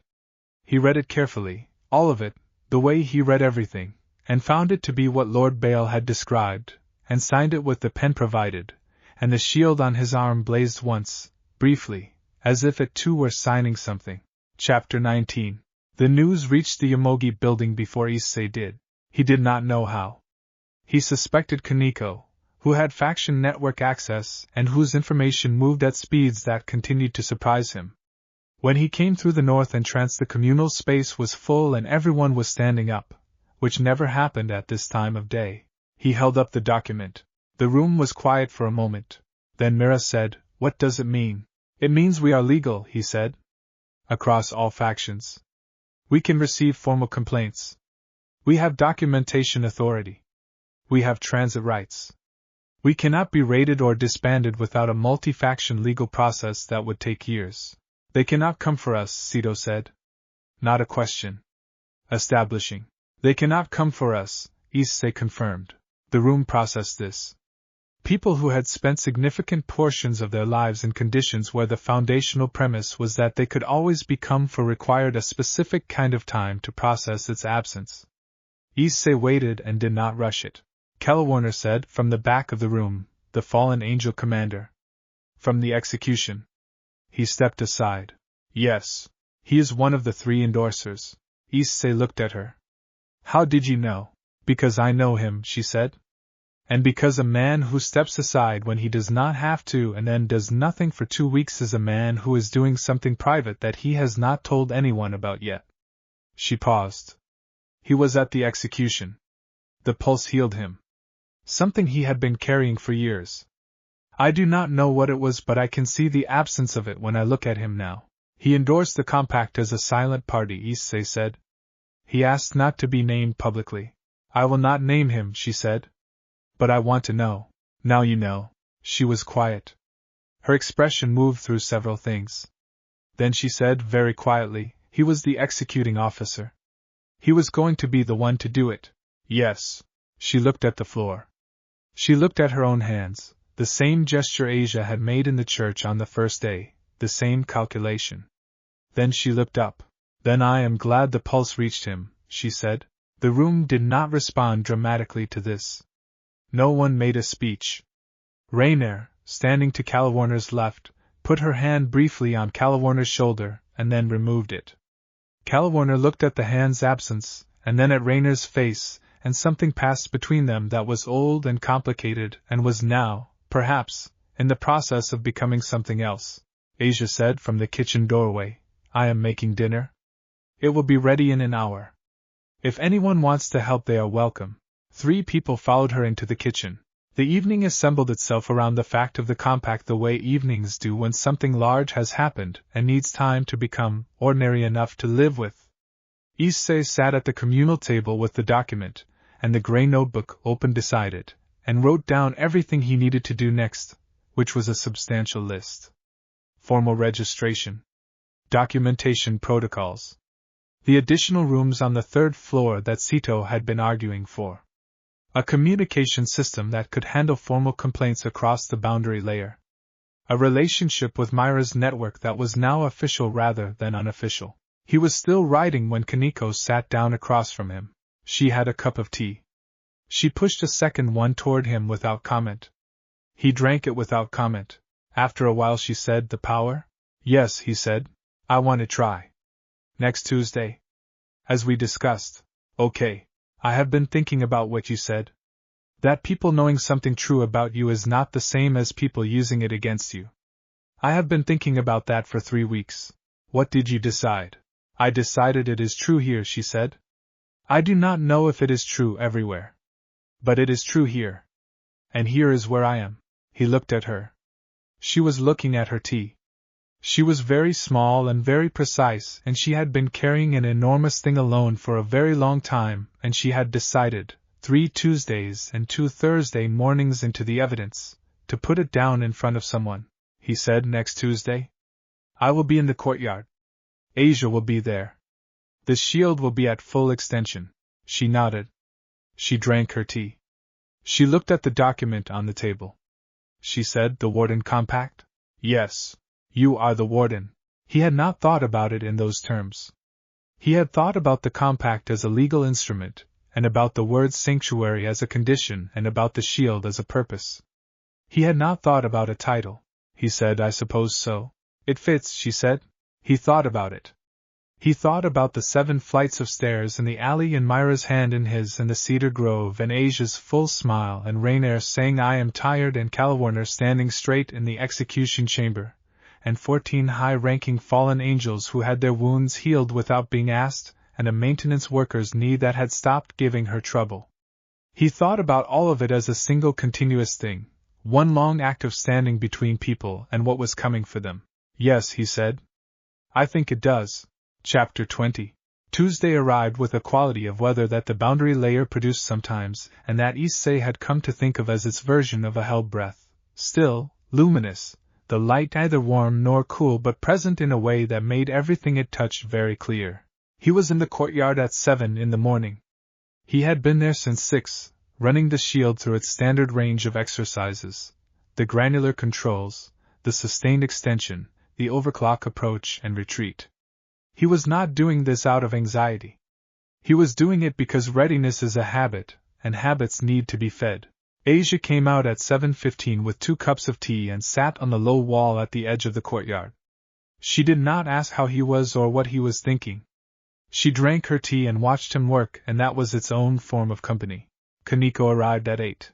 She came through the north entrance and into the courtyard without ceremony, wearing plain clothes, her white hair loose. She looked at the shield at full extension and at Asia on the wall and at Issei in the center of the courtyard, and she stopped a few feet from the courtyard entrance, and said, Tell me how this works. You access the senjutsu energy, Issei said. Whatever happens when you do, the shield absorbs it before it can hurt you.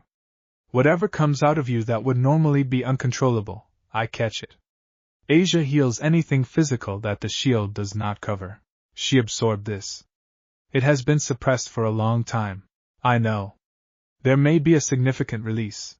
I do not know what form it will take. Neither do I, he said.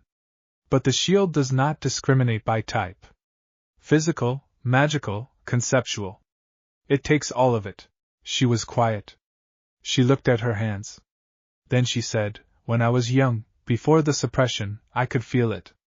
Like pressure behind a wall. Like a river that was being held back by something I did not build and did not consent to. What does it feel like now? Like I have been holding the wall up myself for so long that I cannot remember a time I was not holding it.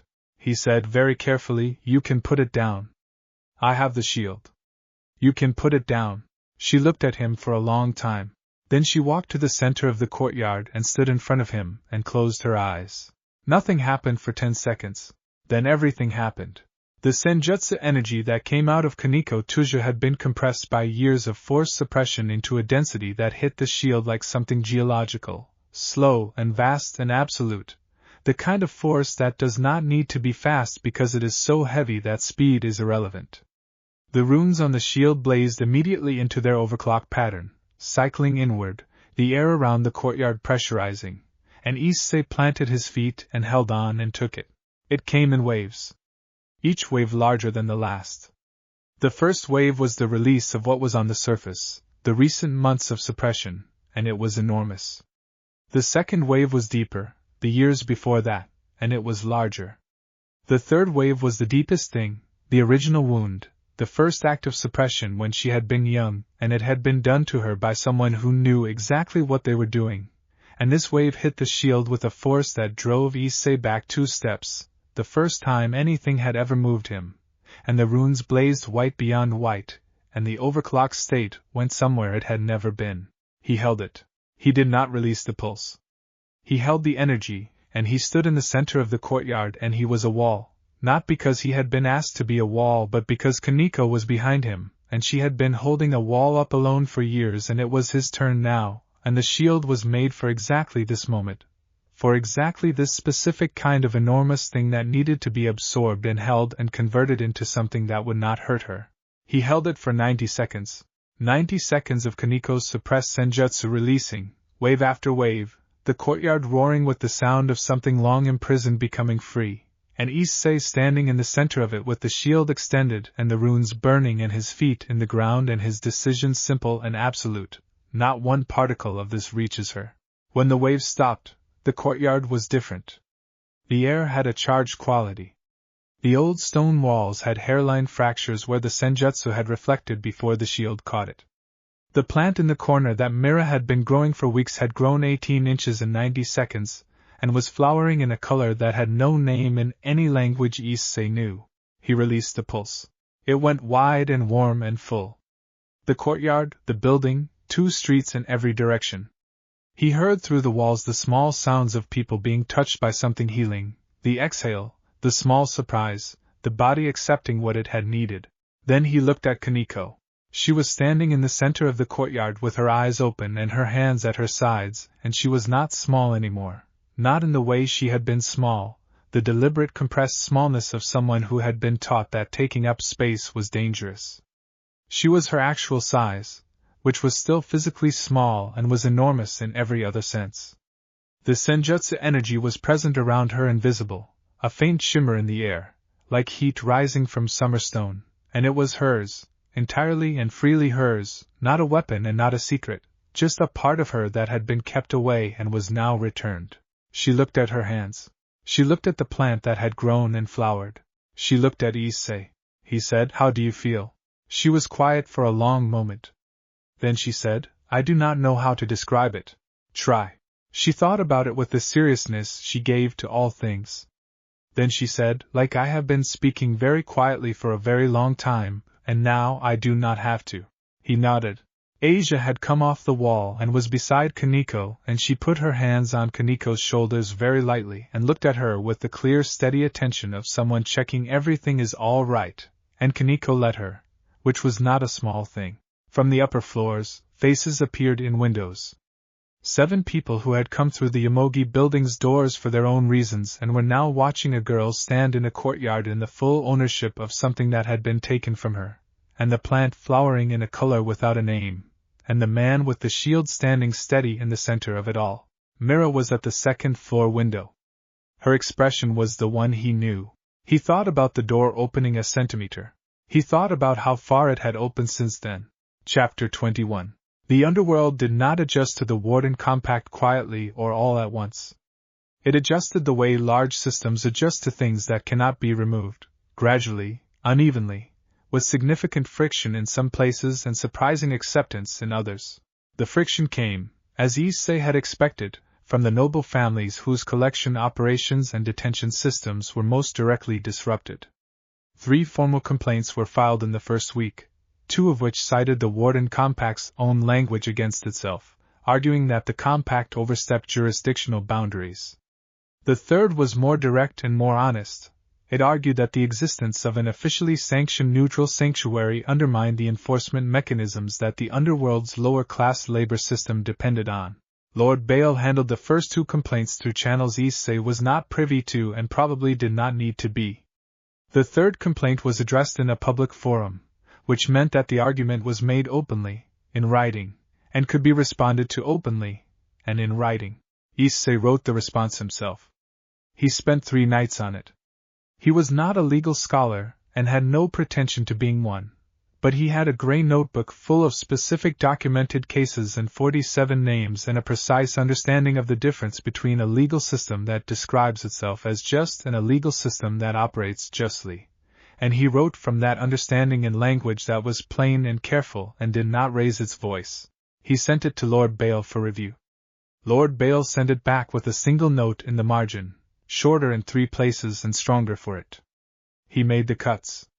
The response was filed. He did not know for several weeks what the response had produced. He was busy.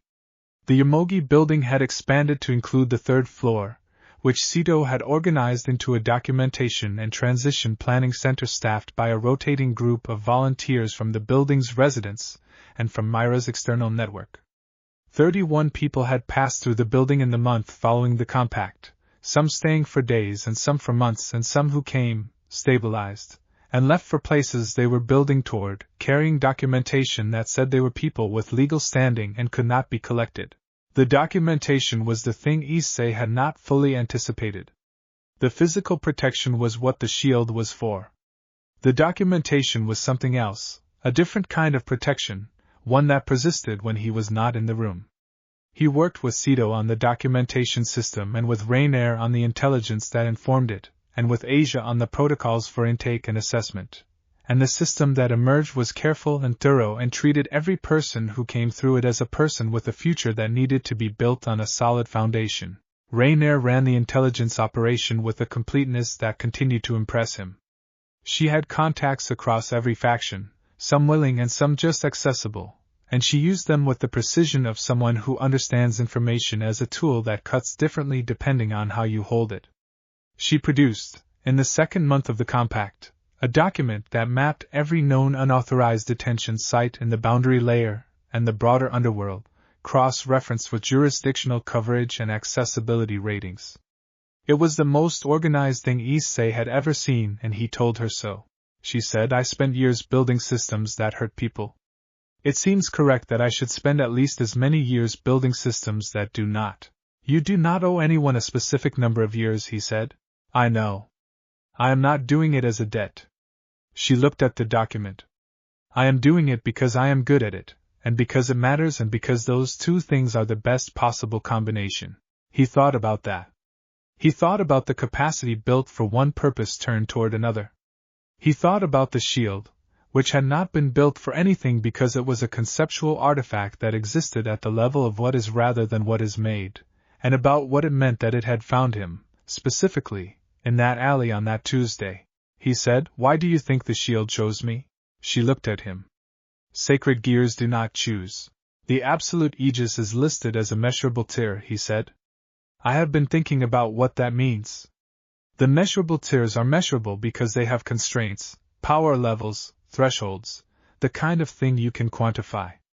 Immeasurable means it cannot be quantified because its capacity is not fixed. Which means it is responsive to something. To what? To the person holding it.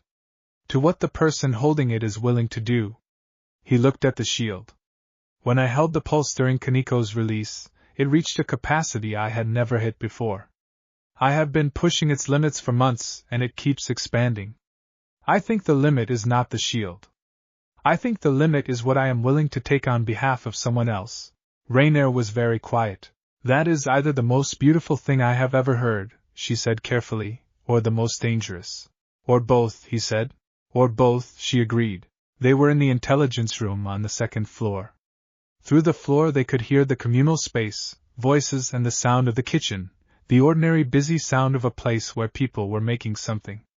It was evening and the building was full and the documentation center was lit and active, and the third floor had 3 new residents who had arrived that morning from a situation in the western boundary layer that Myra's network had flagged. Rainier said very quietly, so that it was not quite a statement and not quite a question, "This is not going to stay small." "No," he said. "There will be more formal challenges. More organized opposition. People whose interests are genuinely and significantly threatened by what you are doing." "I know. And you are not worried." "I am planning," he said. Planning and worrying feel similar from the inside, but they produce different results. She almost smiled. She had been almost smiling at him more frequently since the execution. He had begun to think that the almost smiles were a permanent feature, a characteristic expression of someone who found the world consistently more interesting than she had expected it to be. He thought he preferred it to the expressions she had worn before. "Plan, then," she said. "I will keep building the intelligence picture. You keep standing in front of things." "That is the division of labor," he agreed. She went back to her document. He went to his notebook. The building worked around them, full and purposeful, and the boundary layer outside did its ordinary complicated things, and the shield on his forearm was warm and ready, as it always was. Chapter 22. The organized opposition came in the form of a coalition. Rainier identified it 3 weeks before it acted. A group of 6 noble families and 2 fallen angel commanders who had individually suffered disruption from the Warden Compact and had collectively decided that individual complaint was less effective than unified pressure. They were not planning a military action, which was too visible and too legally complicated. They were planning something more specific, a coordinated legal challenge to the Compact's endorsement, to be filed simultaneously with a public information campaign designed to reframe the Yomogi building not as a sanctuary but as a destabilizing political actor. They will argue, Rainier said, at the briefing she called in the intelligence room with everyone present, that the Compact enables faction members to evade legitimate obligations by claiming protection. They will produce documented cases. Some of the cases will be genuine. There are people here who had real contractual obligations that they left without fulfilling. They will use those cases to characterize all cases. How do we respond? Sito said. Documentation, Asia said, immediately. Everyone looked at her. We have the documentation of every person who came through this building. The circumstances of every departure from every previous situation. The nature of the obligations they are alleged to have evaded. If we make that record public and complete, the characterization falls apart in direct proportion to its completeness. Public documentation means every person who came through here is identifiable, Mira said. Some of them are not in positions where they want to be identifiable. Then we ask, Asia said. We go to every person whose case is strong and we ask if they are willing to let their story be part of the record. We do not compel. We ask? Issei looked around the room. He said that is the approach. Asia is right. We ask? They asked? Over the following week, in conversations that were sometimes difficult and always careful, they asked. 31 people who had passed through the Yomogi building, some still there and some now elsewhere, were asked if they were willing to be part of a public record that would tell the true account of what the Compact had done, and why. 26 said yes. The other 5 had reasons that were entirely valid and were respected entirely. The 26 who said yes did so in various ways. Some gave formal written accounts. Some spoke to Rainier directly, who transcribed with the fidelity of someone who had learned, recently, the precise weight of accurate testimony. One person, a woman named Saris who had been in the mobile detention circuit for 8 weeks before the second site liberation, asked to write her own account in her own words. And her account was the clearest and most accurate thing in the entire document. Sito compiled it. Asia organized it. Rainier wrote the framing analysis. Issei wrote the introduction, which was 2 paragraphs, which was all it needed to be. The first paragraph stated what the document was. The second paragraph stated what the Warden Compact was for. He sent the document to Lord Bale, who read it and returned it with no annotations, which he had come to understand meant Lord Bale found it satisfactory. The document was filed 3 days before the coalition's legal challenge, which meant that by the time the challenge was formally presented the document was already public and the framing the coalition intended to use was already being read against the specific record of 26 people who had been in exactly the situations the coalition claimed did not exist. The legal challenge failed to gain the quorum it needed within the first week. The public information campaign ran for 2 weeks before it ran out of credibility. 3 of the 6 noble families withdrew from the coalition in the 3rd week and sent separate private communications to the Yomogi building. The communications were not apologies. They were feelers. Issei read them and showed them to Rainier, who assessed them with her intelligence eye, and they agreed that 2 of the 3 were genuine recalibrations and 1 was a tactical repositioning. And Issei responded to all 3 with the same patient, non-punitive courtesy, because the point was not to be right about them. The point was to build a system robust enough that it did not need to be right about everyone. The night the coalition formally dissolved, Issei was in his room on the 2nd floor. He was not celebrating. He was writing in the notebook, in the section headed What Comes Next, everything the coalition's failure had taught him about the pressure points of the system, and where the next organized opposition would likely form, and what the Yomogi building needed to be ready for. There was a knock at his door. He said come in and all 4 of them came in, Mira, Asia, Rainier, Kaneko. They were carrying things. Mira had a bottle of something. Asia had cups. Rainier had the expression of someone who has decided to participate in something they would not normally participate in. Kaneko had a small plate of food from the kitchen that she set on his desk without explanation. He looked at them. Asia said, "We are not celebrating the coalition's failure. We are celebrating the 26 people who were willing to tell true things in public. They deserve to be celebrated, and we are doing it here because they are not all in the building tonight." "That is a correct distinction," Issei said. "I know it is," Asia said. "I made it," Mira poured. Rainier sat in the chair by the window with the expression of careful participation.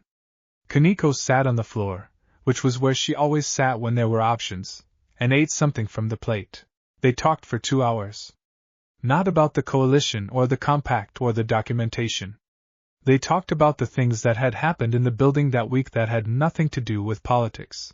A child who had arrived with her mother and drawn a picture of the courtyard plant that was still flowering in its nameless color, and the picture now taped to the communal space wall.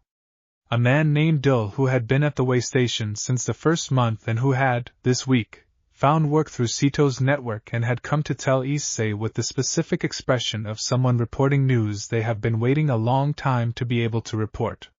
The Way Okabe, at the way station 2 streets over, had begun cooking for the Yomogi building as well without being asked, simply expanding his operation because the operation next door needed expanding into small things. True things. The building's actual daily texture. When the bottle was empty and the plate was empty and the hour was late, they dispersed to their rooms in the natural way of people who have been together long enough to not need to announce the end of an evening. Kaneko was last out. She paused in the doorway. She looked at him. She said, "Warden?" "Yes. It is a good word for you." He thought about it in the way he thought about things he was still arriving at. Then he said, "I think I am still growing into it." "Yes," she said. "That is what good things do." She went to her room. He went to the window.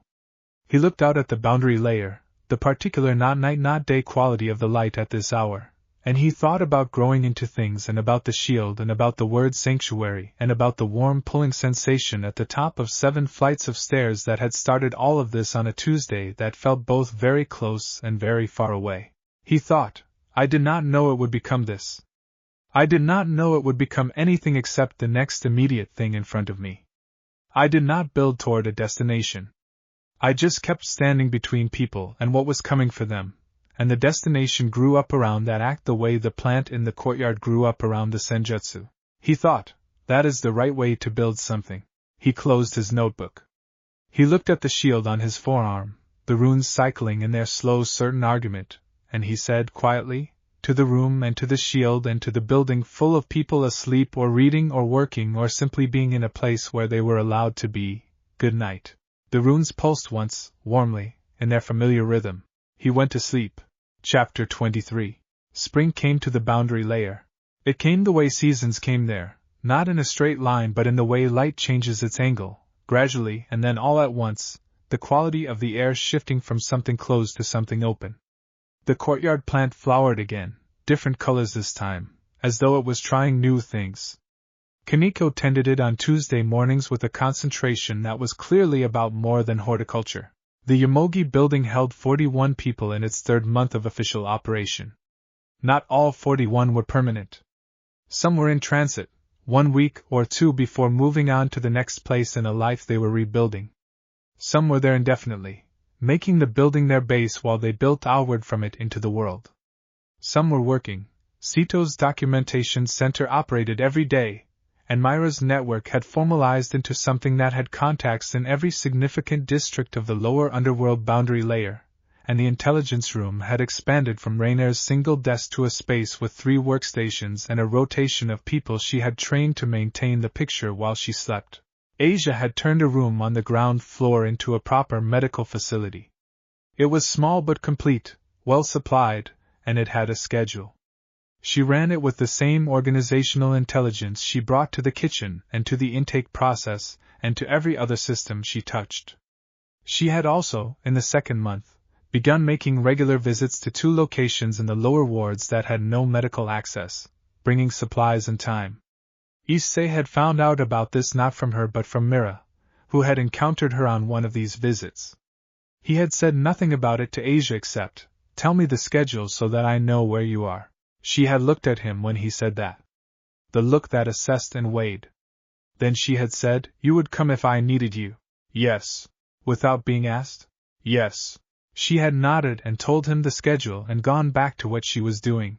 He thought about that exchange sometimes, in the way you think about things that are small on the surface and significant underneath. The without being asked part. The fact that she knew it without needing it confirmed. He thought about what it meant to be known in that way, to have the knowing be so settled that it did not need to be spoken, and he thought about the word for that too, which was simpler even than sanctuary. The word was trust. He had not built the trust deliberately, in the way you build a structure with a plan. He had built it the way the building had been built, by showing up every time, without exception, and doing the same thing every time, and letting the consistency be its own argument. People who have been hurt by inconsistency do not recover from it through reassurance. They recover through evidence. He had understood this from the first night in the alley, from the sound Mira had made when she exhaled, and everything since had been the application of that understanding to a wider and wider radius. He was in the courtyard on the morning of the 3rd month when Rias came to see him. He had known she would eventually. Kaneko was in her peerage and the Warden Compact was a public document, and Rias was not someone who let significant things happen in her territory without understanding them. He had thought about how the conversation would go and had decided to let her lead it, because the shape of how she opened the conversation would tell him more than anything he could learn by asking questions. She came through the north entrance, which meant someone had told her the correct entrance, which was interesting. She was everything her reputation suggested, striking, composed, carrying the kind of authority that comes from having been raised in it long enough that it is no longer a performance. She looked at the courtyard, at the plant in its impossible flower, at Issei standing in the center with the shield dormant on his forearm. She looked at all of it with an assessment that was thorough and unhurried. Then she said, you have been the most significant source of structural disruption in the lower boundary layer for 4 months. I have been trying, Issei said. The Warden Compact was clever. Lord Bale does not invest political capital in things he does not believe will hold. I know. Kaneko is happier. He said nothing. I noticed 3 weeks ago. She is happier in a way that is not superficial. Something changed for her.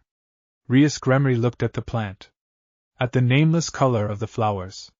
She looked at it for a long time. Then she said quietly, she did not tell me. I knew something had happened and she did not tell me, and I had to decide what that meant. What did you decide? That she had found something she needed that she did not know how to ask her peerage for. And that being someone she could not ask was something I should think carefully about. She said it plainly, without self-pity or defensiveness. He revised his assessment of her upward. The suppressed power, he said. Yes. It is no longer suppressed. She absorbed that. Her expression moved. You released it. She released it. I just stood in front of it. A silence. Rias looked at him with the direct, careful look of someone arriving at a decision they have been approaching for some time. She said, I want to understand what you are doing and how it works. Not politically. The other thing. He recognized the words. He recognized exactly where he had heard them before, in a different voice, at a different tea stall, from a woman who had been tired for a very long time. He said, have you had breakfast? She blinked slightly. Then she said no. Asia makes breakfast on weekday mornings in the communal space. It will be ready in 20 minutes. Come and meet everyone. The other thing is easier to explain in the context of the place that is doing it. She looked at him. She looked at the building. She looked at the courtyard and the plant and the shield on his arm. Then she said, all right.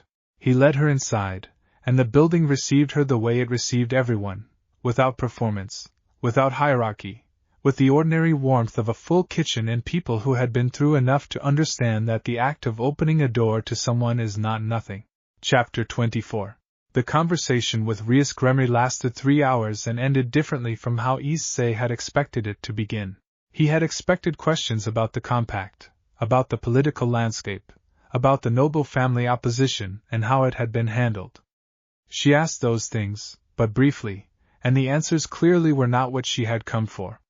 What she had come for was harder to articulate, and she arrived at it gradually, over breakfast and then in a walk through the building that he offered, and she accepted, room by room, the documentation center and the medical facility and the intelligence room and the third floor with its current residents and the courtyard again and the kitchen where 3 people were washing the breakfast things. She asked questions at each stop. Not political questions. Human questions. How does someone come here? What happens when they arrive? What do they need first? What does it feel like after? He answered each one as accurately as he could. At the end of the walk back in the courtyard, she said, I have been running a peerage since I was old enough to hold the title. I have been responsible for the people in it in every formal sense. I have taken that responsibility seriously. She paused. I think I have been taking it seriously in the way that you take things seriously when you have been raised to believe that seriousness means authority, and authority means knowing best. He waited. Kaneko needed something, and I did not know she needed it because I was not in the kind of relationship with her where she could tell me. She looked at the plant. That is a failure. I do not mean that self-punitively. I mean it as an accurate description of a real gap that I want to close. The gap closes through time and consistency, he said.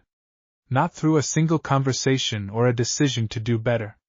It closes through doing differently, repeatedly, until the person who was hurt by the previous pattern has enough evidence of the new one. I know, she said. I am not looking for a quick solution. Good, he said. Those do not exist for this kind of thing. She almost smiled. It was different from Rainer's almost smile. It was the smile of someone who has been told something accurate that she needed to hear and is glad to have heard it. You are not diplomatic, she said.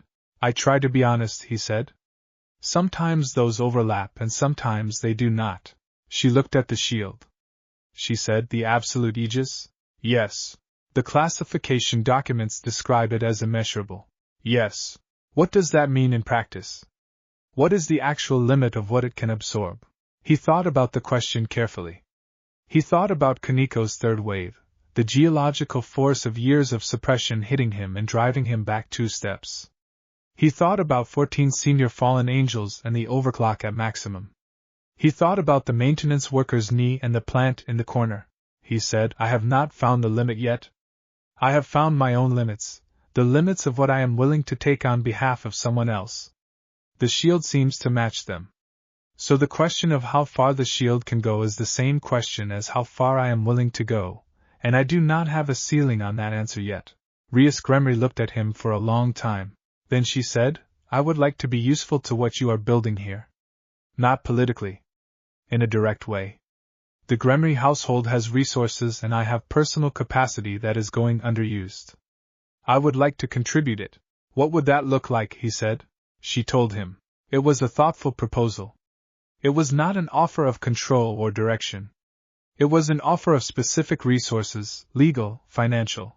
A specific medical professional she knew who wanted work that mattered, 2 people in her extended network who had skills the building needed. She had clearly been thinking about it before she arrived. He listened to all of it. Then he said, Asia will want to meet the medical professional before we say yes. Of course. Rainer will want to assess the network contacts. I expected that. Sito will handle the resource integration logistics. I had gathered as much from the documentation center. And I will want Kaneko to know you are here and why before anything is finalized. A pause. Something in her expression shifted. Something that was not small. Yes, she said. She should know first. That is correct. He nodded. Then let's find her. They found Kaneko in the documentation center, which was where she often was on Thursday mornings now, helping with case files with the meticulous care she brought to everything. She looked up when they came in, and she looked at Rias Gremory, and her expression was complicated, as it deserved to be. Rias said, I came to understand what you found here. I should have come sooner. I'm sorry. Not, I know this is difficult. Not, I hope you understand. Just, I should have come sooner, and I am sorry. Kaneko looked at her for a long moment. Then she said, the plant in the courtyard is flowering again.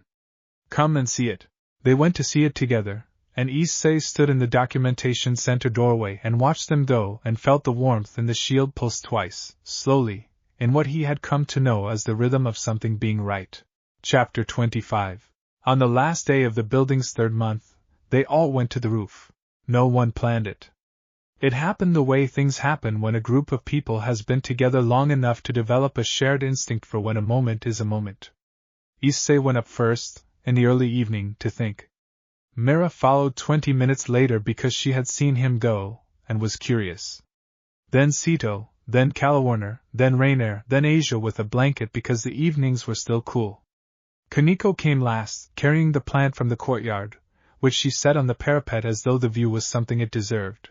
They stood on the roof in the boundary layers not quite evening and they could see in every direction, the lower wards to the south where Myra's network had contacts in 14 districts, the transit hub to the north where the market ran every morning, the way station 2 streets over where Okabe was still cooking, the secondary safe location to the east. And beyond all of it the broader shape of the world they were building a different relationship with. Nobody said anything for a while. It was the kind of quiet that has no anxiety in it, the quiet of people who have done enough together that the silence is part of the doing. Mira said eventually, "Do you remember what you said? The first night at Horace's stall." Issei looked at her. "Which part?" "You said the shield is doing most of the work." "You said it very seriously?" Like it was a genuine assessment. He thought back. He had said that. He had meant it. Was it true, she said? He thought about it honestly. He thought about the distance between the person who had said it and the person standing on this roof now. He said, "At the time, yes. The shield was carrying things I did not know how to carry yet. But I think what happened over time is that the shield and I grew toward each other. It expanded into my capacity to hold things and I expanded into its capacity to offer them. I do not know, at this point, where the shield stops and I begin." "Is that strange?" Asia said. "A little. Mostly it feels like being exactly the thing I was supposed to be. Which is the least strange feeling I know." Rainier was looking at the view with her arms folded and the expression of careful participation that she wore in moments like this. She said, without looking at him, "I said something to you at the tea stall. The morning I asked about breakfast. You said you were tired," he said. "Yes." A pause. "I am not tired anymore." The statement was so precisely measured, so exactly weighted, that no one said anything in response because nothing needed to be said. Calawarner, standing next to Rainier, looked at the horizon. The kind of look that means, "I know what that cost to say and I am glad you said it." Kaneko was sitting on the parapet beside the plant, her legs hanging over the edge, her senjutsu visible in the evening air as a faint shimmer, unhidden, hers. She said, without turning around, "The plant needs a name." "Plants do not need names," Sito said. "This one does. It flowers in a color that has no name. It should have a name that comes from where it came from." "Where did it come from?" Mira said. "From me," Kaneko said simply. "From the overclock. From whatever the shield did when it held everything I had been holding." She looked at the plant. "It is the color of that. Whatever that color is." They looked at the plant. In the evening light the flowers had the quality of something seen just past the edge of description, not quite any color that language had already claimed. Issei looked at it for a long time. He said, "Call it what you like." She thought about it for a moment. Then she said, returned. "That is a good name," Asia said. "Yes," Kaneko said. She looked at the flowers. "I think so too." They stayed on the roof until the boundary layer's particular version of night fully arrived, which was different from human night but was dark enough to be night in all the ways that mattered, and the building below them was lit from within, and the lower wards to the south had the lights of Myra's network moving through them, and the transit hub to the north was alive with the ordinary traffic of people going where they were going. And the way station 2 streets over had a light in Okabe's kitchen window because Okabe was, at all times and in all seasons, making something. Issei looked at all of it, and felt the shield warm against his forearm and thought about the word he had found on the steps of the building on the morning after the execution, and he thought, yes. That is still the right word. It is the right word for all of this. It is the right word for the building and the people in it, and the network and the compact and the 47 and the 26 who told the true things and the maintenance workers' knee and the return plant and Rainier not being tired anymore. Sanctuary. Not a place. A condition. The condition of being between someone and the thing that is coming for them, permanently and without exception, because that is what you are for. He had not known, in the alley on that first Tuesday, that he was making a decision that would become this large. He had just said stop. He had just stood there. He had just refused to move. All of it had followed from that. He thought, the most important decisions probably do not feel like decisions at the time. They feel like the only thing that makes any sense. They feel like, of course. Of course I am standing here. Where else would I be? He looked at the people on the roof around him, the 6 of them in the boundary layers night with the city below, and the building below that, all of it lit, and full and running. He thought, I did not plan any of you. I just kept standing between you and the next thing. And you built everything around that act. You made something out of it that I could not have built alone. He thought, that is how it should work. The shield is the foundation. The people are everything above it. He did not say any of this aloud. He was standing in the middle of all of them, and the moment was not one that needed words. It was complete without them. Asia was standing beside him. She had been standing beside him for long enough that she knew when to speak and when not to, and this was when not to, and so she was quiet and present, and that was exactly what the moment held. After a long time, Mira said, very quietly, same time next week. Same time next week, Issei said. They stayed a while longer. Then, by degrees, in the natural rhythm of people who have made the same home, they went back down into the building. Kaneko carried the plant. Rainier and Calawarner went together, the close particular quiet of 2 people with a long, complicated history and a new direction. Sito went to the documentation center because Sito was always going to the documentation center. Mira went to the communication room to check in with the network. Asia went last, holding the door, and she looked back at Issei, who was still standing on the roof looking at the view. Come in when you are ready, she said. In a minute, he said. She nodded. She went inside. He stood on the roof alone for another minute. The boundary layer's night was full and quiet, and the building below him breathed with the living sound of 41 people in their rooms and their work and their sleep, and the shield on his forearm was the same warm certain thing it had always been from the first moment in the alley. And the runes moved in their slow argument that was not an argument but a continuous patient act of describing what the shield was and what it was for, and what it would always be. He had read it, finally, that morning. Not translated, not decoded, but understood in the way you understand something that was always in your own language, but that you needed time to grow into. The runes said, in their cycling patient repetition, I am between you and everything coming for you. I am between you and everything coming for you. I am between you and everything coming for you. He looked at that for a moment. Then he said quietly, to the shield and the night and the building full of people below him, I know. That is what I am too. He went inside. The door closed behind him. The roof was empty. The plant named Return stood on the parapet in its impossible color, flowering in the boundary layer's night, and the building held its people, and the lower wards were lit by the moving lights of Myra's network, and somewhere in the western boundary layer a woman in a maintenance corridor did not notice that her knee was not troubling her because it had not troubled her in months, and she had simply stopped expecting it to. The Warden compact held. The documentation center ran. The building was full, and somewhere in the underworld, in a sub-district beneath a transit nexus where the light was the color of old bruises and a young woman had been dragged across broken stone on a Tuesday evening, the record of that moment still existed in the sense that all true things persist, not in any official document, not in any formal account, but in the fact that 41 people were currently asleep in a warm building because of it. And the fact that a maintenance worker's knee had healed, and the fact that a plant was flowering in a color that had no name but had one now, and the fact that the shield on the arm of a boy who had walked down 7 flights of stairs towards something warm and pulling continued to burn with the patient, absolute certainty of a thing that knows exactly what it is for. It had always known. He had just taken a little time to catch up. End of Act 3. The Juggernaut Shield.